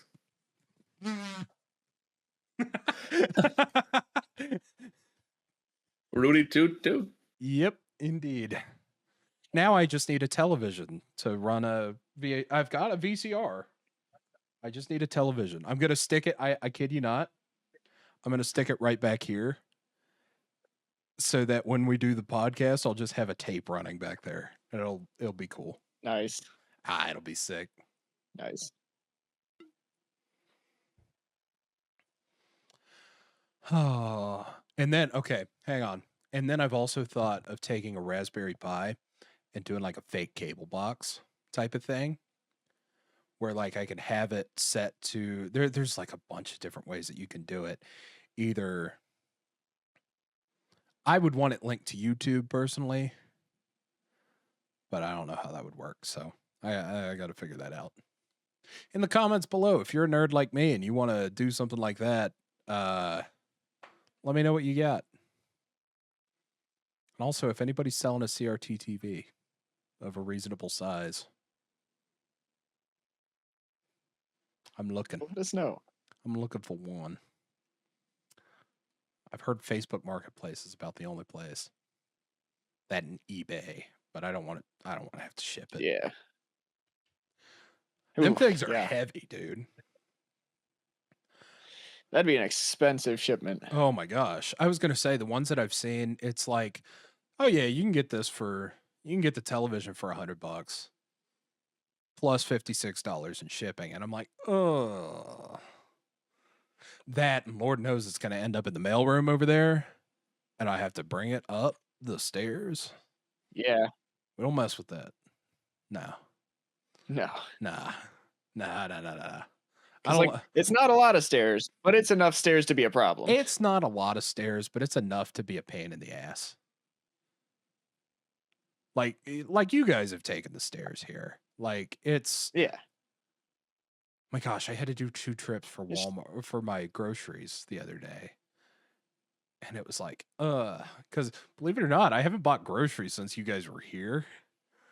Oh, really? Yeah. Really? Yeah. Like, other than like, I mean, like, Wow. obviously going and getting small stuff, like getting or a half gallon of milk or whatever, some small stuff here and there. But I haven't done like a full-fledged grocery order since you guys were here. But yeah, that was rough. The other thing, hang on, hot take. Walmart, pointing right down the lens. Walmart, teach people how to freaking bag groceries. Like, look, I live in an apartment, and I am not smart enough to bring down my grocery cart for the first trip because I always forget it. Now it's in the garage, so I guess I won't forget it. But if I am looking at my bags of my groceries and I'm like, oh my gosh, there's 13 bags here or whatever. There's 37 bags. How many of those are one item or fewer? I had a red onion in a single bag the other day. What? A singular. Just one singular red onion. Singular red onion in a bag. And I'm like, okay, stick the bag in another bag. Go. Can't be doing that stuff, man. That ain't right. Walmart, you also need big bags. I order a frozen pizza from you on a regular basis, and it does not fit in the normal bag. There should be a large bag. that the frozen pizza can go into. Because they didn't even bag it up this last time. I had to crawl into my tailgate, which I have a covered tailgate. I had to crawl into my tailgate. My dirty tailgate. Dirty as that water in Galveston. I had to Zinger. crawl into my dirty tailgate to get my frozen pizza. Shameful.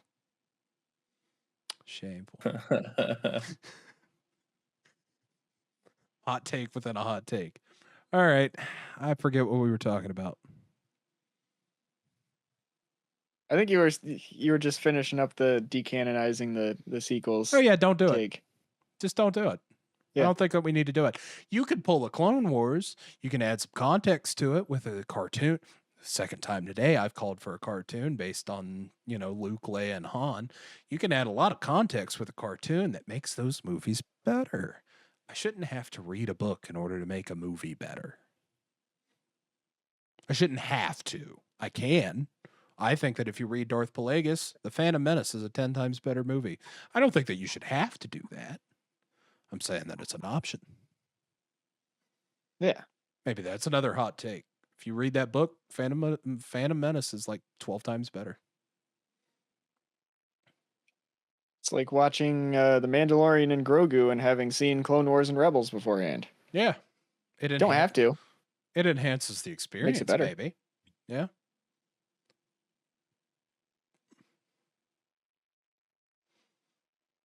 Indeed. Well, Isaac, what's your last hot take? I'm trying to decide which one I want to do.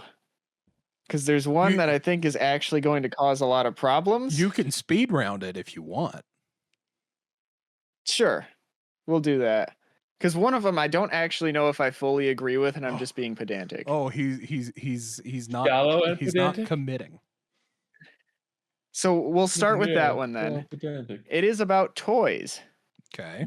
Believe it or not. So I've just recently started collecting like figures in, the Black Series and the Marvel Legends and stuff. So, take this with a grain of salt. But I don't like it when figures come with an excess of accessories. Which I know sounds like counterproductive here. Especially when I just said something completely opposite a bit ago. Yeah. Note excessive. Right. Okay. Like, because here's my thing, right? How many times have I taken a figure off my shelf and reposed it? Very few times. Mm-hmm. Usually, if I get a set of accessories, I put that one set on there, and they stay there.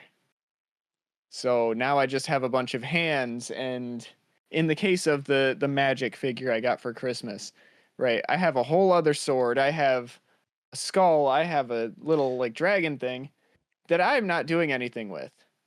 And maybe that's just on me to start a better organizational system to organize my stuff, which I do need to do. But the point is, I don't want excess accessories if I don't need them. Yeah. And there's a whole, you get what you pay for kind of deal, and Sure. the more stuff that's in that box, the better the deal is. Absolutely. I agree with that. But also it's kind of annoying to me when I'm unboxing a figure and there's 3 different sets of hands and this and this and this, and I'm like, well, I'm going to use, like, for example, the Jubilee figure that I just showed off. It came with the hands she had on, which were just the standard, fists and whatnot. And then it came with the hands with the fireworks, which I have on. And then it came with another set of hands and a soda. I really don't need or want the soda. I'm never going to pose my Jubilee figure with the soda. Yeah. I think it's right here. So you're going full power hands. Yeah. Oh, interesting. Like, I'm not going to, just like a little soda bottle. Yeah. I'm not going to pose my Jubilee figure in my section with all the X-Men with a little soda. I did. This could have not existed, That's fair. Because the thing with that one, sorry to cut you off, and I'll let you finish here in a second. The thing with that one is that it shows her personality as part of and her character. Sorry. Yeah, I guess it depends on how you end up posing your figures and whatnot. But because for me, I always want them in like some sort of aggressive or battle stance, generally speaking. So I don't need accessories like this. I have nowhere to put them at the moment, and again, that's on me. But yeah, it's very counterproductive. But I've always had that take, and I'm like, I don't want I have a jar of hands from all my WWE figures over here. I don't need those. Jar of hands. Yeah, I guess. I don't need them. I have the hands on them that I want, and they're probably going to stay that way, bar my Psylocke figure that I spent way too much money on, so I'm gonna get my money's worth out of it. Right. But again, that's the one I'm kind of being a little pedantic on and don't fully agree with, because there is that value for money kind of deal. And if I'm just getting a figure, because what's funny is I looked at the Morph figure. That wasn't a good one because he had a bunch of stuff. But you look at a figure and you're like, wow, so it's just the figure and another set of hands. Why would I want to pay that money for that? And I also have that take too. So I'm countering myself. And then the other thing is also you want to provide options too, with something like absolutely, something like Snake Eyes. I'm thinking of the Snake Eyes and Timber box set. That was probably 2021. It comes with like 7 different guns. The statistics of you using those guns are kind of low. You're going to use the Uzi for sure. You're going to use the sword for sure. The pistol's going in the holster. The rest of those, they're in a drawer over here. They're just kind of around. That said, the one thing that I will commend G.I. Joe for is that if a lot of times, I'm not going to say all the time, but a lot of times when you get a figure, you're going to be able to store all of those different accessories on the figure. Outback is a excellent example of that. He's got holsters, he's got backpacks, he's got everything. And the only thing that you might not be able to store is an extra head. And that's it. Yeah, for example, the Boba Fett that I had, he's got a holster for his pistol. You're going to attach the jetpack, you're going to attach what's that? The E3, is that what that gun is? If I'm thinking of Battlefront, right? But I like when the figures have the Deadpool too that I have. Comes with 2 katanas and 2 pistols. Yeah. And he's baby got knife, holsters on the back and baby knife. And he's got holsters for the pistols and it's got a holster for the baby knife. You're getting a lot of accessories, but you can put them all on and keep them with the figure. Exactly. A lot of the other hands and whatnot just take up space. Original Mando was good for that too. When they first dropped in 2019 and 2020, the original 2 Mando figs, both from episode 1 and then later with the Beskar armor, you were able to take the rifle and peg it into his back. That way you can just store that on the figure, even with a hard shell, cape, you could still do that. Now, with the latest Mando, you can't do that. With the gladiator sword and the additional rifle, you can't do that. And I'm not sure how I feel about that. Because, like you say, I just have guns and swords just laying around now, and it's like you can't really do that. And with wrestlers, I don't think you can necessarily get away with that, but Yeah. Okay. Small hot take off of a hot take. Stormtroopers should have a holster for their blaster. Like Stormtrooper figures. Even if it's detachable, like you can take it off. The Jump Troopers from Battlefront, Imperial Jump Troopers, I want to say. Imperial Jump Trooper Battlefront Black Series. Okay, yeah, cool. Thanks, Hoss.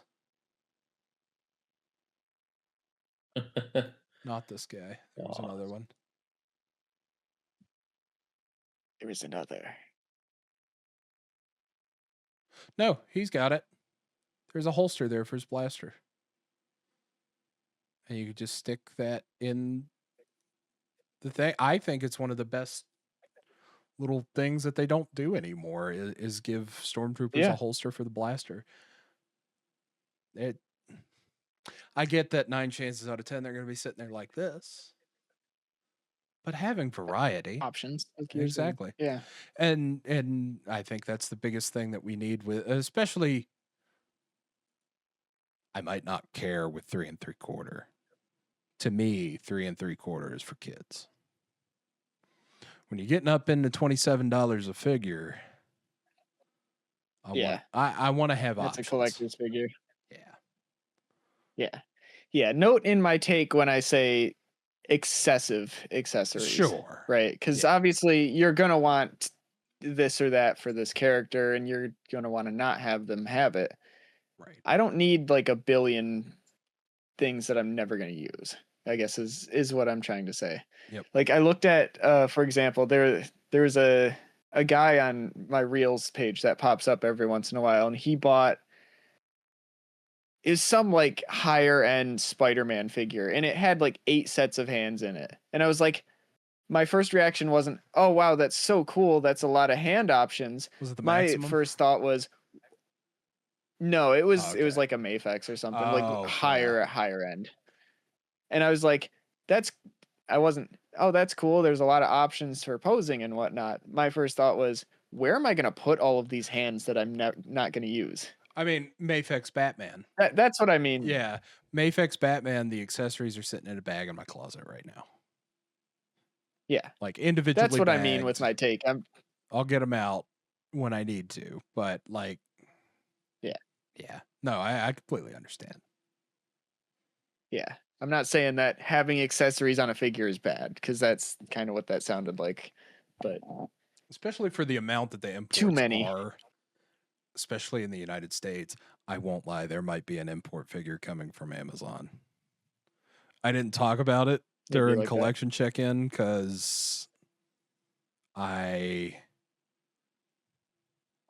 it's being shipped from Amazon, so it should show up by the time that it was prescribed, but we'll see. We'll see. Yeah. It's going to go great with Batman, though. It was an impulse buy. There you go. Been there, done that. A kind of expensive impulse buy, so, you know. Yeah. Yeah. I'm looking at a couple right now and trying to decide where I want to go with it. Imports? No, they're not imports. It's just one of those, like, impulse decisions, I guess. It's like, I need one of these figures on my shelf. I've found 2 that I like. Which one do I get? Yeah, and then the problem will be is that here in about a year, they'll come out with another one. Yeah. Every time. Yep. Wolverine is really bad for that, because I'm like, oh yeah, I've got the Wolverine for the shelf, and then they'll come out with, because it was, they've got the Krakoa Wolverine. He's got kind of the brown suit going on. I like that figure. That'll be my Wolverine for the shelf.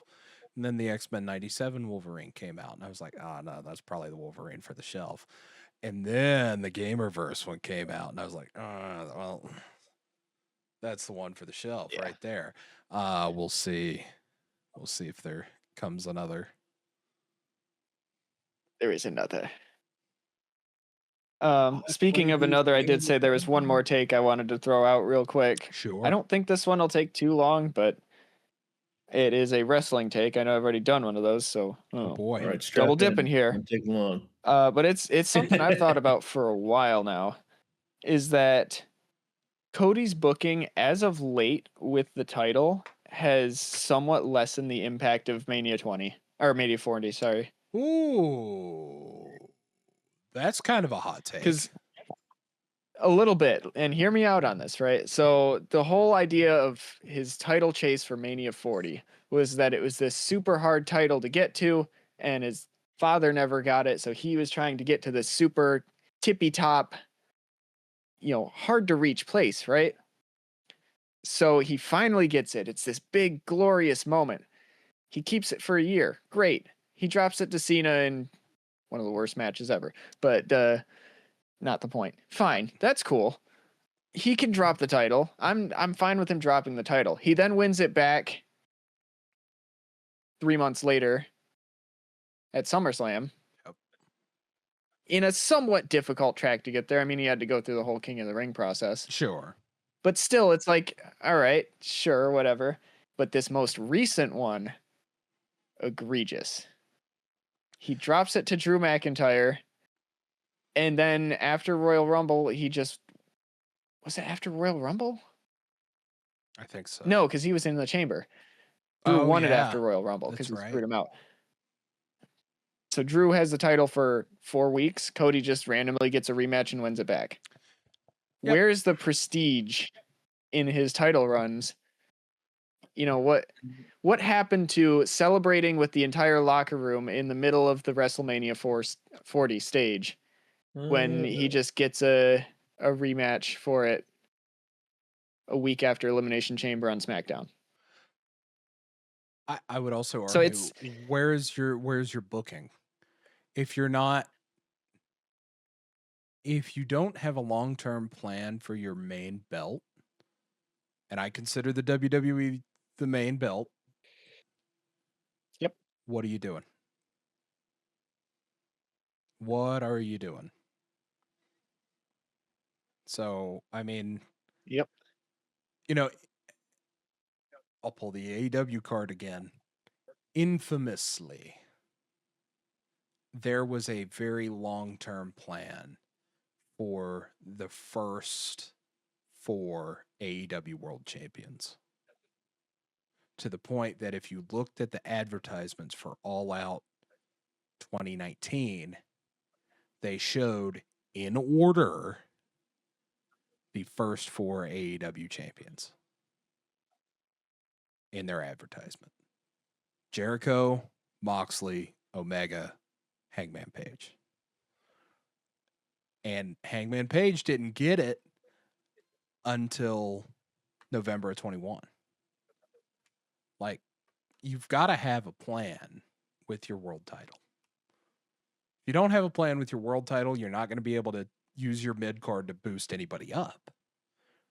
That's the whole point of a mid card. It's the whole point of your U.S. title. I could talk about wrestling all day, and I'm not going to. Yeah. As we've seen. Yeah. But no. Is it dying? It's dying. It's going to do that thing. Oh, rave time. Okay, that's better. When the battery on it starts going dead, it just does that, and it's not good. Yeah. My point is that every time Cody wins the title, especially in quick succession, like it has been, kind of takes the the impact away a little bit. It's still like one of the greatest moments in wrestling. But it kind of makes you look at Cody and it's just like, was this really that much of a struggle for you? I mean, you just won it again for the 3rd time in 2 years. Like, well, to be take fair, a break. Yeah. I think Cody Rhodes is one of those characters I'm ready for Cody Rhodes to take a vacation. And I mean that in the utmost respect. I want to miss Cody Rhodes. That way when he comes back, it means more. Like CM Punk hasn't been on television in a hot minute. Yeah. Especially after he came out the Monday Night Raw after WrestleMania and it was like, I'm not going anywhere. Oh yeah, I forgot about that. He Yeah, went no, from- he's gone. Yeah. Jeez. Is he going to If you were to Cancun? tell me who's going to show up to work more often, Roman Reigns or CM Punk, I would have bet the house on CM Punk staying more often. Oh, he might have just gone on vacation. Maybe he's down in Cancun. I think definitely not Galveston. Cancun. They wouldn't send There him you there go. with that dirty ass Yeah. water. Where's he going, Cole? He's going to Cancun. He's going to Cancun. Where's he going, Cole?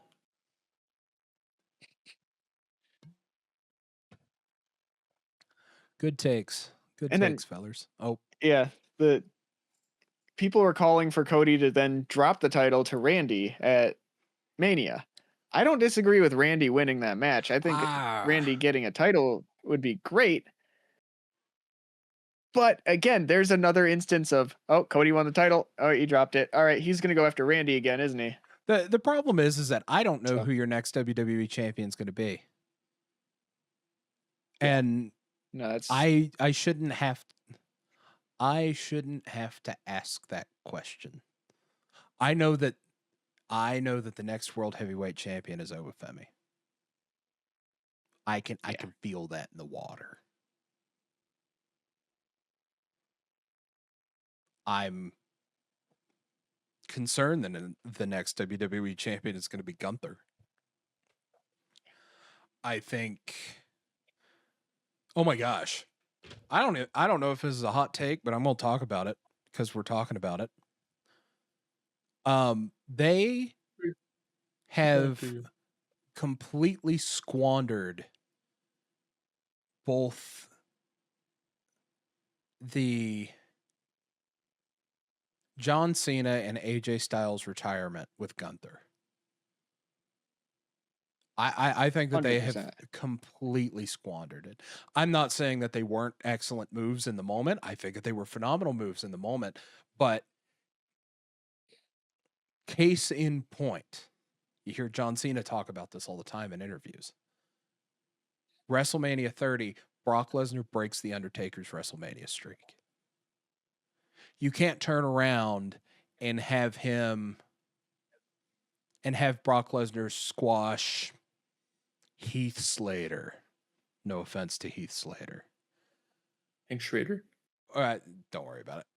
Or R-Truth. You can't have him do a program at the next major pay-per-view with R-Truth. You could have him beat him on Monday and move on to the next guy next week. But you can't have him do a whole pay-per-view program with R-Truth. That's going to lower his status. Even though it's way up here right now, you're going to bring him down here. And I think this might actually be a hot take. I think that Seth Rollins should not be anywhere near the main event scene anymore. I think he had his run with the Seth belt.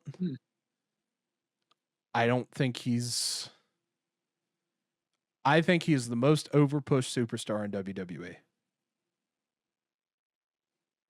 I don't think they try to frame him as the Will Ospreay or the Kenny Omega of the WWE, and I don't think he is. He doesn't have the match.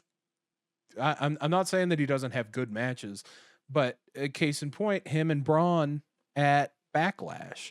I don't think that was a very good match. I thought it was very boring. When it should have been 3 minutes at most, Braun Breaker just killing him. There's a lot of WWE booking complaints I could levy here. Mhm. But yeah. But you're Just sticking thought of another. You're one. Gunther against Seth. No offense to Seth. He's had some great moments. He's done some great things. But right now, I feel like Seth is another one of those that needs to go on a vacation.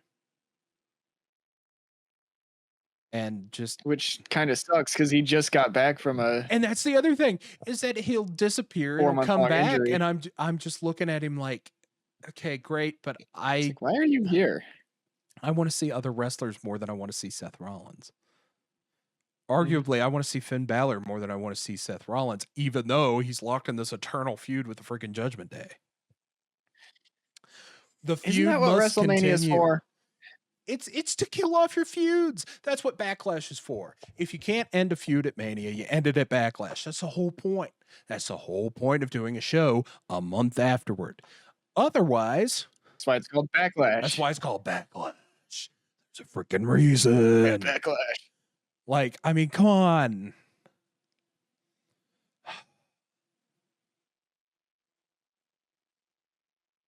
Further hot take. Wade Barrett needs to watch himself on commentary sometimes, man. A little bit. The particularly speaking of Backlash with the Danhausen with the mini wrestlers. He was saying some things that I'm not going to repeat on here, but I was just like, I don't know if you can get by with saying that, Hoss. Like, bruh. Like, I'm already feeling weird about the use of the mini wrestlers, but I guess, you know, they could do whatever they want. I don't care.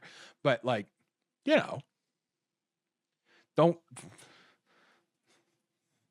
don't know. I hope somebody pulled him aside and was like, hey, maybe chill. Maybe you watch that a little bit, because I know you weren't probably meaning it like this, but it kind of came off like this.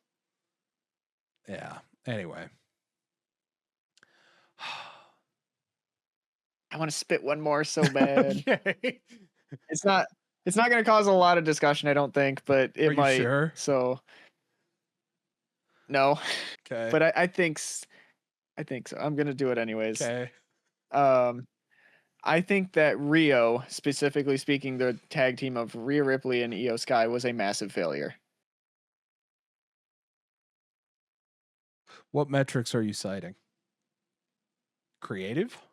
I mean, yeah, in terms of like how everything ended up playing out. Yeah. Yeah. Right, because you take your two biggest stars in the women's division, you pair them together.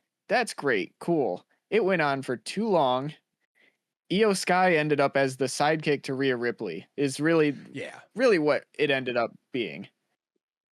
That's kind of my main complaint with it. Because like it worked in certain areas, but when Io Sky's only appearance at WrestleMania 42 is to show up and cheer on Rhea Ripley. Right. Best wrestler in your women's division, mind you. I was going to say, and I honest to golly, I think that like she was probably the best wrestler of 2025, and bell to bell, she's probably the best wrestler of 2026 so far. Like, I mean, like from a consistency and everything else standpoint,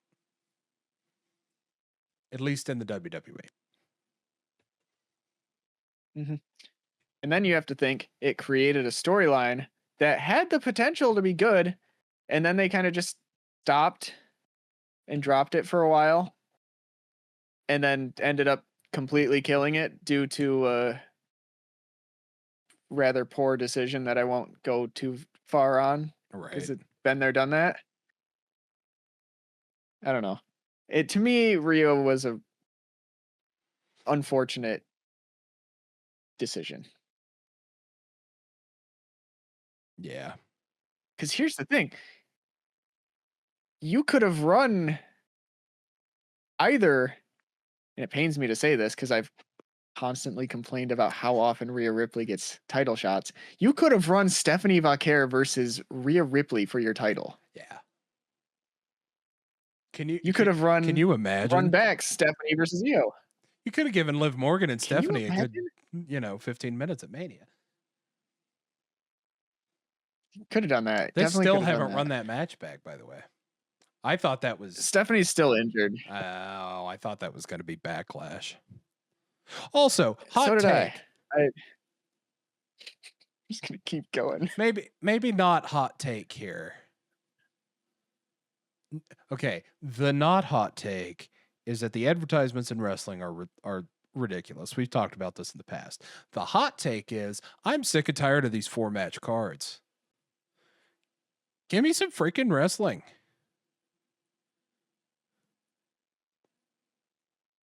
Best we can do is a Burger King ad in the middle of a wrestling match. Like, I need to see at least 2 title matches on a show. And I'm not talking about the tag team titles. You don't care about your tag team division. Oh, except Yeah, you're those trying to don't- rebuild those it, even though you let the New Day go, and let me rephrase. You lowballed the New Day and you fired the Motor City Machine Guns. And now there's all these backstage reports of, oh, we need to rebuild our tag division. We want to put more emphasis on our tag I wonder division. why. Which we get that report once every 6 months, and it never, does anything. Yeah. Indeed. Well, it's hot in here from all of those hot takes. I'm going to open a door and let a draft in. We'll be doing a superhero draft next week, so there you go. But before we get to that, there's only one thing left to do, and that, of course, is the game. Okay, so I was unfortunately bested. My belt that I so shortly had was taken from me from the cold hands of Mr. Isaac over there. He has my belt. Sure was. I'd raise it if it wasn't across the room right now. That's fair. That's a trophy piece right there. I mean, I am jealous now. I mean, I will. You know what? Someday. No. Oh no. Oh, here we go. I've been thinking of taking a piece of Velcro and sticking mine up on the wall over there. Like having That's a some good kind of idea. way to mount it. I also think that would be kind of dumb, though. Wait, it's the belt. What? That is nice. That is a nice belt. I can't lie. Okay, so since I am the loser, or I guess that's a harsh term. Since I am the one that lost, that's a harsh term. Since I'm the one that lost that last match, I had to come up with a game, and this game is going to be very interesting because it's going to be kind of a as we go type of thing here. But Here we go. I inspired my game. My game is inspired by my current YouTube recommendations, and that's a game show called Family Feud. Oh no! Here we go. Uh-oh. I have been excited. getting recommended on YouTube Family Feud clips for the past 3 days now. Naked So I grandma. decided, why don't we do Family Feud game show? Nick, huh? Why don't we do that? Why don't we do that this time around? So what I'm going to do is I'm going to find 3 different categories, and the way it works is the first points count for single credit, the next one's count for double, and then the final one counts for triple. And I'm going to go with whoever has the highest score at the end will be the winner. And if we somehow have a tie after 3, I'll find one question, and you have to buzz in to get it correctly to win. You have to, if it's a miracle, if there's a tie, that'd be crazy. It could happen, but if it does happen, we'll do one of those one answer questions. I'm excited for And this. the winner of that. This will be good. All right, so I think what I'm going to do is I'm going to you guys are you guys able to have your buzzers ready for this? Isaac, test your buzzer. Yes, sir. Okay. This one. Isaac. Garrett. Buzzers tested. The buzzers tested. Okay, just as a real family, it's the real family. I guess this is more solo feud, I guess, because it's not a family in this case, but it's solo feud. It's a duo. Wait, yeah, duo feud. Well, I guess like solo versus solo feud. But I guess it is duo feud. But I'm gonna say the way that works is I'm going to say the prompt, and then you'll have to buzz in with your soundboard, and the person who buzzes in first gets to say the answer. And if the answer is the top answer, you get to choose if you want to pass or play. Ooh. If it's not the top answer, then the person that did not buzz in can try to get a better answer or the top answer. And then they get to choose to pass or play. And you get 3 strikes. If you get it wrong 3 times, then they get a chance to steal. And I will not do. I wish I could do it as good as Harvey could, but I'm gonna have to do my best for now because he's the legend of this. Indeed. And I think good job. And I will not be the old guy that used to kiss women on that show, so I will not do that either. Yeah, please don't. That is, you know, a small retract. Can we acknowledge how crazy that was and how inappropriate that is? I have no idea what you're talking about, Hoss. The original host of the show, you know, like when the original host of Family Feud, Who hosted it when, like, initially? I don't remember, but I think he gave a kiss to every woman that was on the show. On the cheek? No. I don't think it's on the cheek. I don't think so. Because like the cheek, there's like a level of respect to it. You know what I mean? Yeah. Like I think it's technically proper. I don't think it was. John O'Hurley. Either way, I'd rather No. Steve I did not know Harvey. that. I don't know. Or yeah. John O'Hurley hosted. Yes, he hosted Steve Harvey. Hosted Family Feud. It's Ray Combs. I'm that. pretty sure. Richard Karn did too. No, it was Richard Dawson. I mean. Oh, Richard it was Dawson. the 70s. Everybody was kissing everybody in the 70s. Well, I know, but I mean, it's so think about it nowadays. Whether it was on the cheek or on the it. lips, or if it was proper for the time, please do not kiss me, Jacob. Yeah, that's totally fair. I would not. You know, I couldn't have said it better myself. Let's see here. I gotta find. I mean, I do have my socks on, but Zippy, okay. so technically speaking, if you really wanted to. He wanted to. Oh, By the way, my hours are blank to blank. I'm all right. available from. All right, I can read the first. We are derailing here. Yeah. All right. These three are going to be ones that have the top 6 answers instead of the top 8 or 7 answers. So there'll be 6 possible answers. Because I think if you get the top 8 or top 7, you kind of go crazy because some of them are like BS ones that nobody will ever say. I'm going to go with. And before we get started, before we play the feud here, reminder to those that have watched the game before and to those that have not, we're going with the buzzers. We're going based off of what Jacob hears first. So he's going to call on us. The important distinction there is we're recording from my computer, and there might be some differences from the way that it comes through on mine versus the way that comes through on his. So it's up to Jacob to call for the legal man. There you go. Always got to get that out of the way. Thank you for doing that. That is very good. All right. So we ready? Yep. If you guys have your buzzers ready to go. Yep. The bell's rung. All right. The first category here, if you guys are both ready, it's ready. Name an occupation in which all eyes are on your hands. Oh. If you buzz, I'll give you 3 seconds.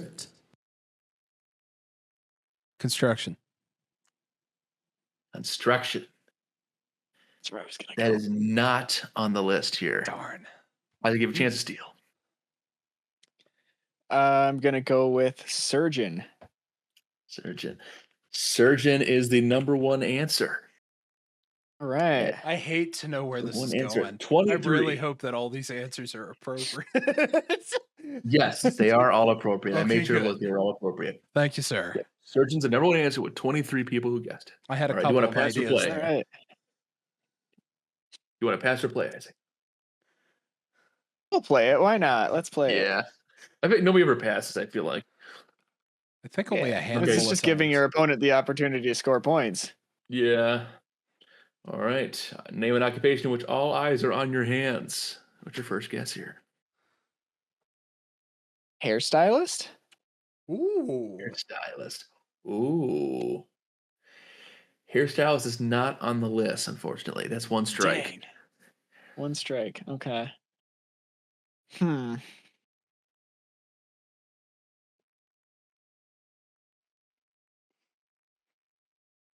How general are these answers? They're not. There's some that are pretty specific, I would say. Okay. If I say something, can you tell me to be more specific without getting a strike for it? Yeah, I'll tell you be more specific. Okay. If I were to say athlete, could you give me something, or would I have to specify a specific sport? if that's even an option. Athlete, And you can give me a strike if there's nothing on there.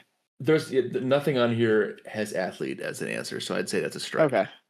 I'll take a strike there. Yeah, that's fair. Okay. Strike 2. All right. Strike 3. Chance to steal for Garrett's family. Okay. So no wide receiver. Got it.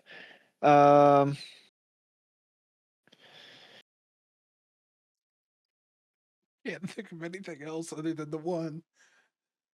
Right. Oh, that was a weird one.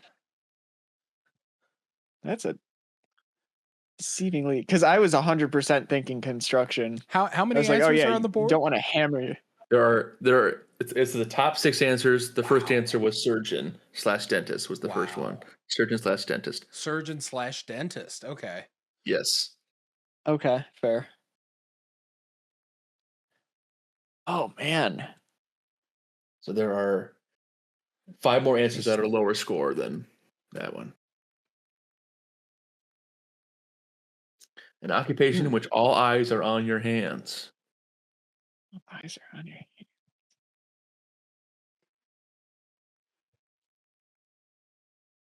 That's really specific, but I'm just gonna say it. Orchestra constructor. Orchestra conductor or no orchestra Conductor. Yeah. conductor. Yeah, that one. Conductor. That's gonna be. I think it's gonna be a 3rd strike on that one. So Garrett has a chance to Dang. steal. So wait, and the way that works, I think you probably know, but the way it works is you get 1 chance for an answer. If you get it wrong, Isaac gets the points. If you get 1, you get the points. Yep. Hand model, Steve. Show me hand model. Number 2 answer, 19 points. You win this round, Garrett. That's so funny. Hand model. Yeah. Because the first thing that Nice. came to my mind was the Seinfeld episode where George is the hand model. All right, that puts Garrett at 42 points for the first round here. Let's see the other. So I got to stop thinking of like smart people answers and go with dumb people answers. Right. All right. Number 3 answer was a manicurist. Number 4 answer was a magician. That's kind of funny, actually. The number 5 answer was a casino/card dealer. Oh, it's a good one. And the number 6 answer, which is kind of funny, is a sign language translator. Oh, Duh. I didn't even think about that. That should be number 1, honestly. It's a good one. Okay. It's a good category. Okay.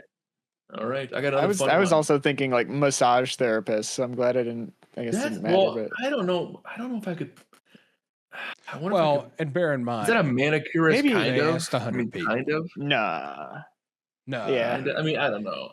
that's a Yeah, different. this is 100 people. I 100 guess. people. I guess Okay. more specifically, like the person that like pops your back and stuff because they have to be super careful. Chiropractor. Massage Blow a nerve. therapist. Chiropractor. Yeah. Yeah. Yeah, that makes sense. But either way, What else?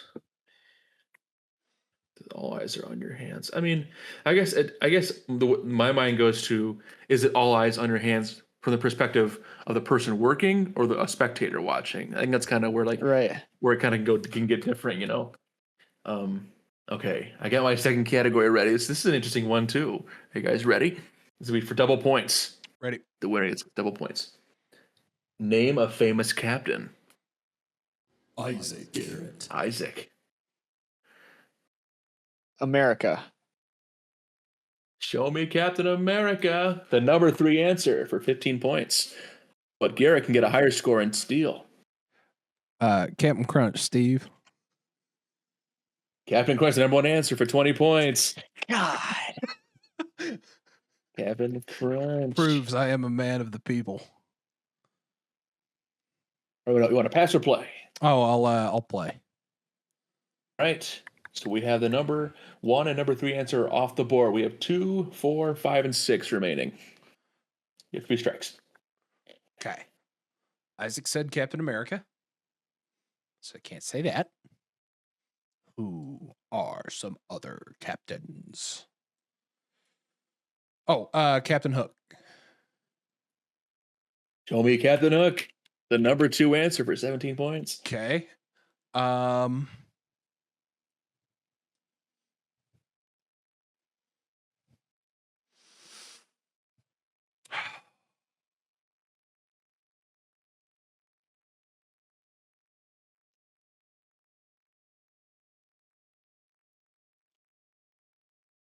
How many strikes I got? You have all 3 strikes remaining. You have no strikes. Captain Jack Sparrow. And Jack Sparrow. Captain Jack Sparrow is the number 6 answer. Okay. With 8 points. Okay. And this is out of 6, there's 6. Yeah, there's 6. See, if there's 2 more remaining answers on the board.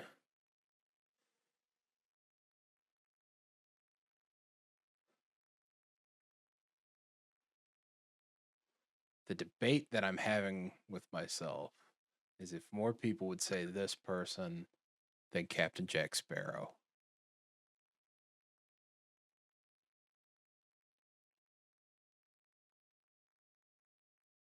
If I got 3 strikes, I'll take it. Captain Marvel. Captain Marvel is not on the list. That's Okay. 1 strike. That's what I thought. So if Captain Marvel's not on the list, Captain Atom isn't on the list. Who are some other captains? Captain Falcon. Oh, I like that one. That's what I would have put. It is not on the answer It's not on the board, list. though. Okay, so I got one more. I like that one though. One more strike.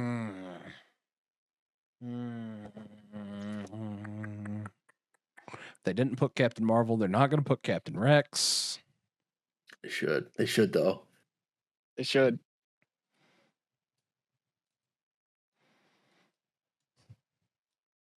I think this is this year or last year's bank of clues, so it should be some recent stuff as Okay, well. There should be alright. some, like there could be if you think it might be too new, it probably could be on there. I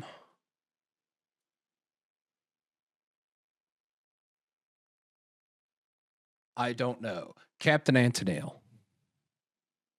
That is your 3rd strike. Who? Unfortunately, that is strike 3, and Isaac has a chance. I to think steal. that's the guy from Moby Dick. I'm checking while he's. I think it is. I Huh. think you're right.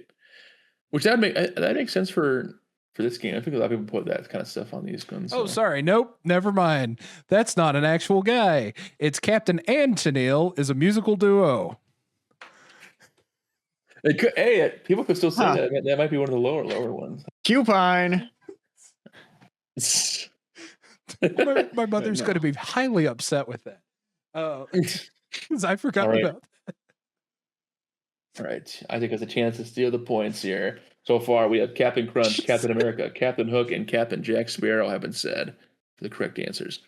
I'm really hoping this doesn't portray me as an alcoholic because I don't drink. Show me Captain Morgan. Darn it. Oh. Believe it or not, I'm surprised. Captain Morgan is not on the list here. What? It is not on the list. No way.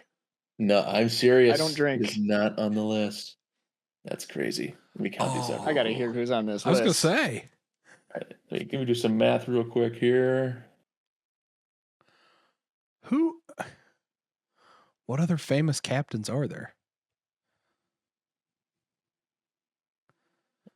Guess we'll find out. Maybe. 60. So yeah, that's 120. So you have 120 plus 42, 162 for Garrett right now. But there's still a triple round to go, so you never know what could happen. Okay, so the 2 remaining ones on here are for the number 4 answer was Captain Kirk. Oh. Was number 4. Okay. And number 5 was Captain Blackbeard. Oh. A legitimate pirate. Yes, of course. Which is actually, which I'm surprised people called All right. Blackbeard a captain, but I guess he is a captain of a pirate ship. I mean, I don't think. I highly doubt that he ever actually received rank. You know what I mean? Yeah, maybe people are saying Blackbeard because they think of the He seas. could. Maybe. He could have.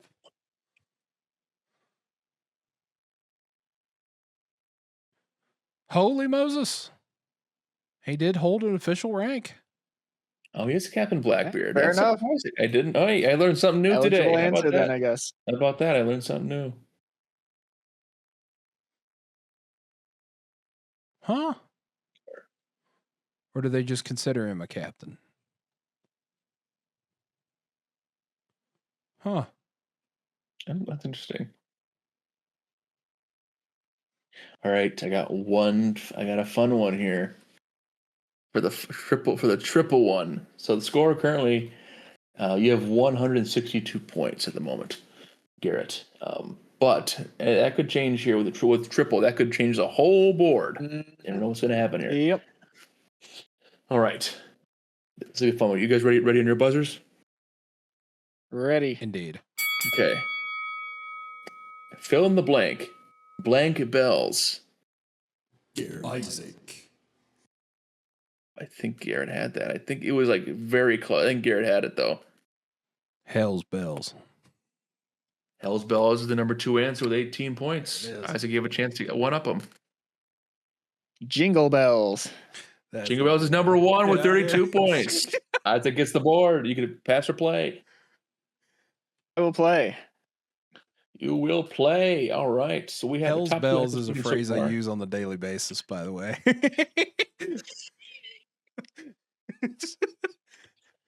So All that right. this is specifically bells plural, right? Blank bells. Yep. BELLS. Okay. All right. So we have first 2 Jingle Bells and Hell's Bells. 32 points for Jingle, 18 for Hell's. So you have the 3rd, 4th, 5th, and 6th answer remaining on the board.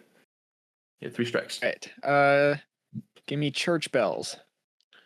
Church Bells is the number 5 answer with 9 points. Wow, for 5. Okay. Okay, I need to be strategical about this. Okay.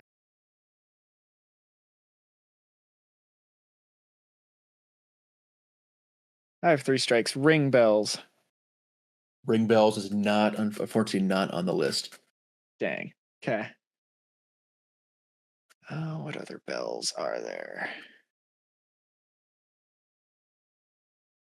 See, I'm sure there's like a very obvious answer sticking out to me right now. And it's playing these games that just puts you in these situations. But old Micah Bell. Micah Bell. Micah Bells. That'd be my answer. Micah Bells. Micah Bells. Okay.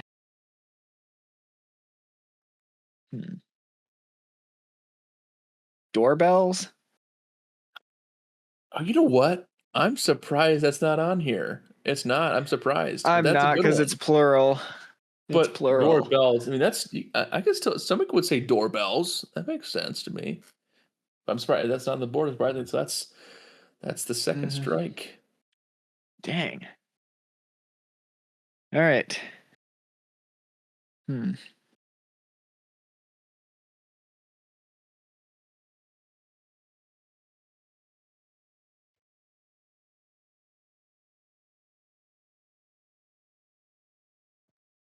I still here? Can you guys still hear me? Yeah. Did you hear that? That was weird. Yeah. Oh, that. Yeah, USB plug. Yeah, that was mine. Sorry. Oh, Okay. I noticed I that. thought it was me.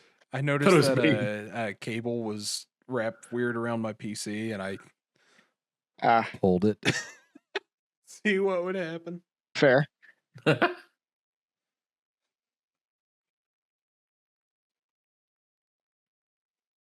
We have Jingo. Man, I We really have just have Hells. We have nothing. Church. Got a couple. Blank bells. Wow. Fill in the blank. Blank bells. More. Wow, I really just don't have anything, do I? Nothing's really ringing a bell, if you will. Oh, you Sure, so ring. funny. Ring You bells. already said that one. Ring bells. You did say that one. I'll give you a pass. Did I? Yeah. You did. The first one I think you said was ring bells. Yep. Oh, I did. Yeah. See, in my head, I said ring bells as like a WWE or UFC Oh, yeah. deal, and this I one see what was, you're oh saying. yeah, I'm gonna ring a bell. Oh, I see what you're saying. But I will count that. You can go ahead and just give that one. Can I go with Christmas bells? You can and you should. That's on the board at number 6. You should say that. Cool. How many strikes you got? He has 2 strikes. Okay. So one more strike and pass on to you, Garrett.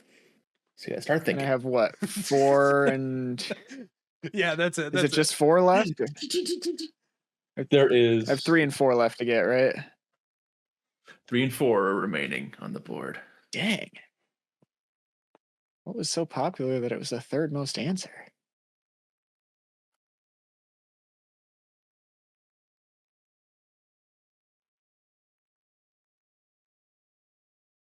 You are going to kick yourself. I know. I was gonna say I got 2 right here. You probably the same Oh. one on the board. Yeah. Man. School bells? School bells. Oh. Not on there. Nope. No. Okay. That's not on there. Here's a chance to steal. Silver bells. Oh, come on. We have our new display shelf champion. Silver bell is the number 3 answer. Hang on. Hey, wait. Before I go and do that, was the other one sleigh? Sleigh bells? No, it was not. It was wedding bells. Oh. Wedding well, bells. No wonder, and none of us got any of that. Exactly. Where is it? What if she says no? Wow. Where did it go? I said 2 Christmas related answers, and you're telling me there was a third one on there. I'm going to fight somebody. There was. How much Christmas? I said Christmas bells, you could, so food. I could say, Huh? I was just saying there were 3 Christmas bell related answers on there. I Yes. said Christmas bells. It's like that clip with the what's his nuts where he's just like, so any food. I could have just and it would be an answer. Yeah. Just food. Guess it doesn't work in reverse. Jingle Hell Silver Wedding Church Christmas. That'd be a good song. Jingle Hell Silver Wedding Church Christmas. I'm surprised that sleigh bell wasn't on there, though. Sleigh Bell, I'm Dang. surprised too. I'm surprised Sleigh Bell. Jacob, School I'm Bell makes surprised sense. your song wasn't. I'm surprised your song there wasn't on one of Drake's 3 albums that he just dropped. Same quality. Drake is going out sad. Drake is going out sad. I love the fact that he put out 3. Do you know why he put out 3? To get out of his label. To get out of his label contract. That's phenomenal. That's like Tom Holland showing up as Spider-Man in 3 different movies just to get out of a contract. That's phenomenal. They call him the Iceman. He's just going to every Marvel He likes the ice. exec. Hey, does Spider-Man belong in this movie? What's the one? If so, I'm there. What's the one scene from Duckman that keeps getting floated around? It's like my contract stipulates I have to appear for at least 10 seconds every episode. Oh, okay. How's the weather? Good. How's the job? Good. How's the wife? Good. Favorite Beatle? Ringo.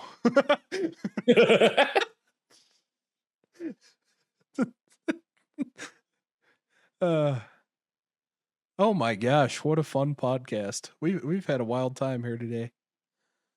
It's always a good time. Always a good So time. hot takes. We roasted Drake at the end. That was kind of funny. Well, everybody roasts Drake. I don't think that's a thing that's unique to our podcast. Drake did not expect that. He watched the whole podcast. Like, wait, what the hell? He's 5 hours. He's 5.5 hours deep into the Display Shelf podcast. What the hell is this? I thought you guys were cool. Are you kidding me? Mad respect for Them Drake. Kendrick fans. Yeah, that was better. Oh yeah. Kench. Respect the hustle on the man, not my style of music. Wasn't God's plan.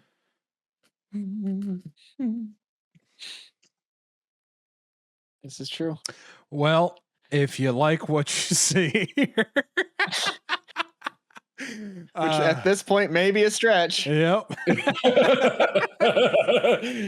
Depending on who's listening to this, it could be a stretch if you like this still or not. We'll see. Oh, but if you like what you're seeing, if you like us talking about everything under the sun, knowing us, including superheroes and wrestling and all that fun stuff, you can subscribe to us on YouTube and on Spotify. We are the Display Shelf Podcast. You can find us on Twitter at DisplayShelf Pod. You can find us on Instagram at DisplayShelf Podcast. I have been Garrett. There's Isaac. He's up this way. He's this way on the actual video. There's Isaac. And then there's Jacob. And thank you for listening. Thank you. See you soon. Bye.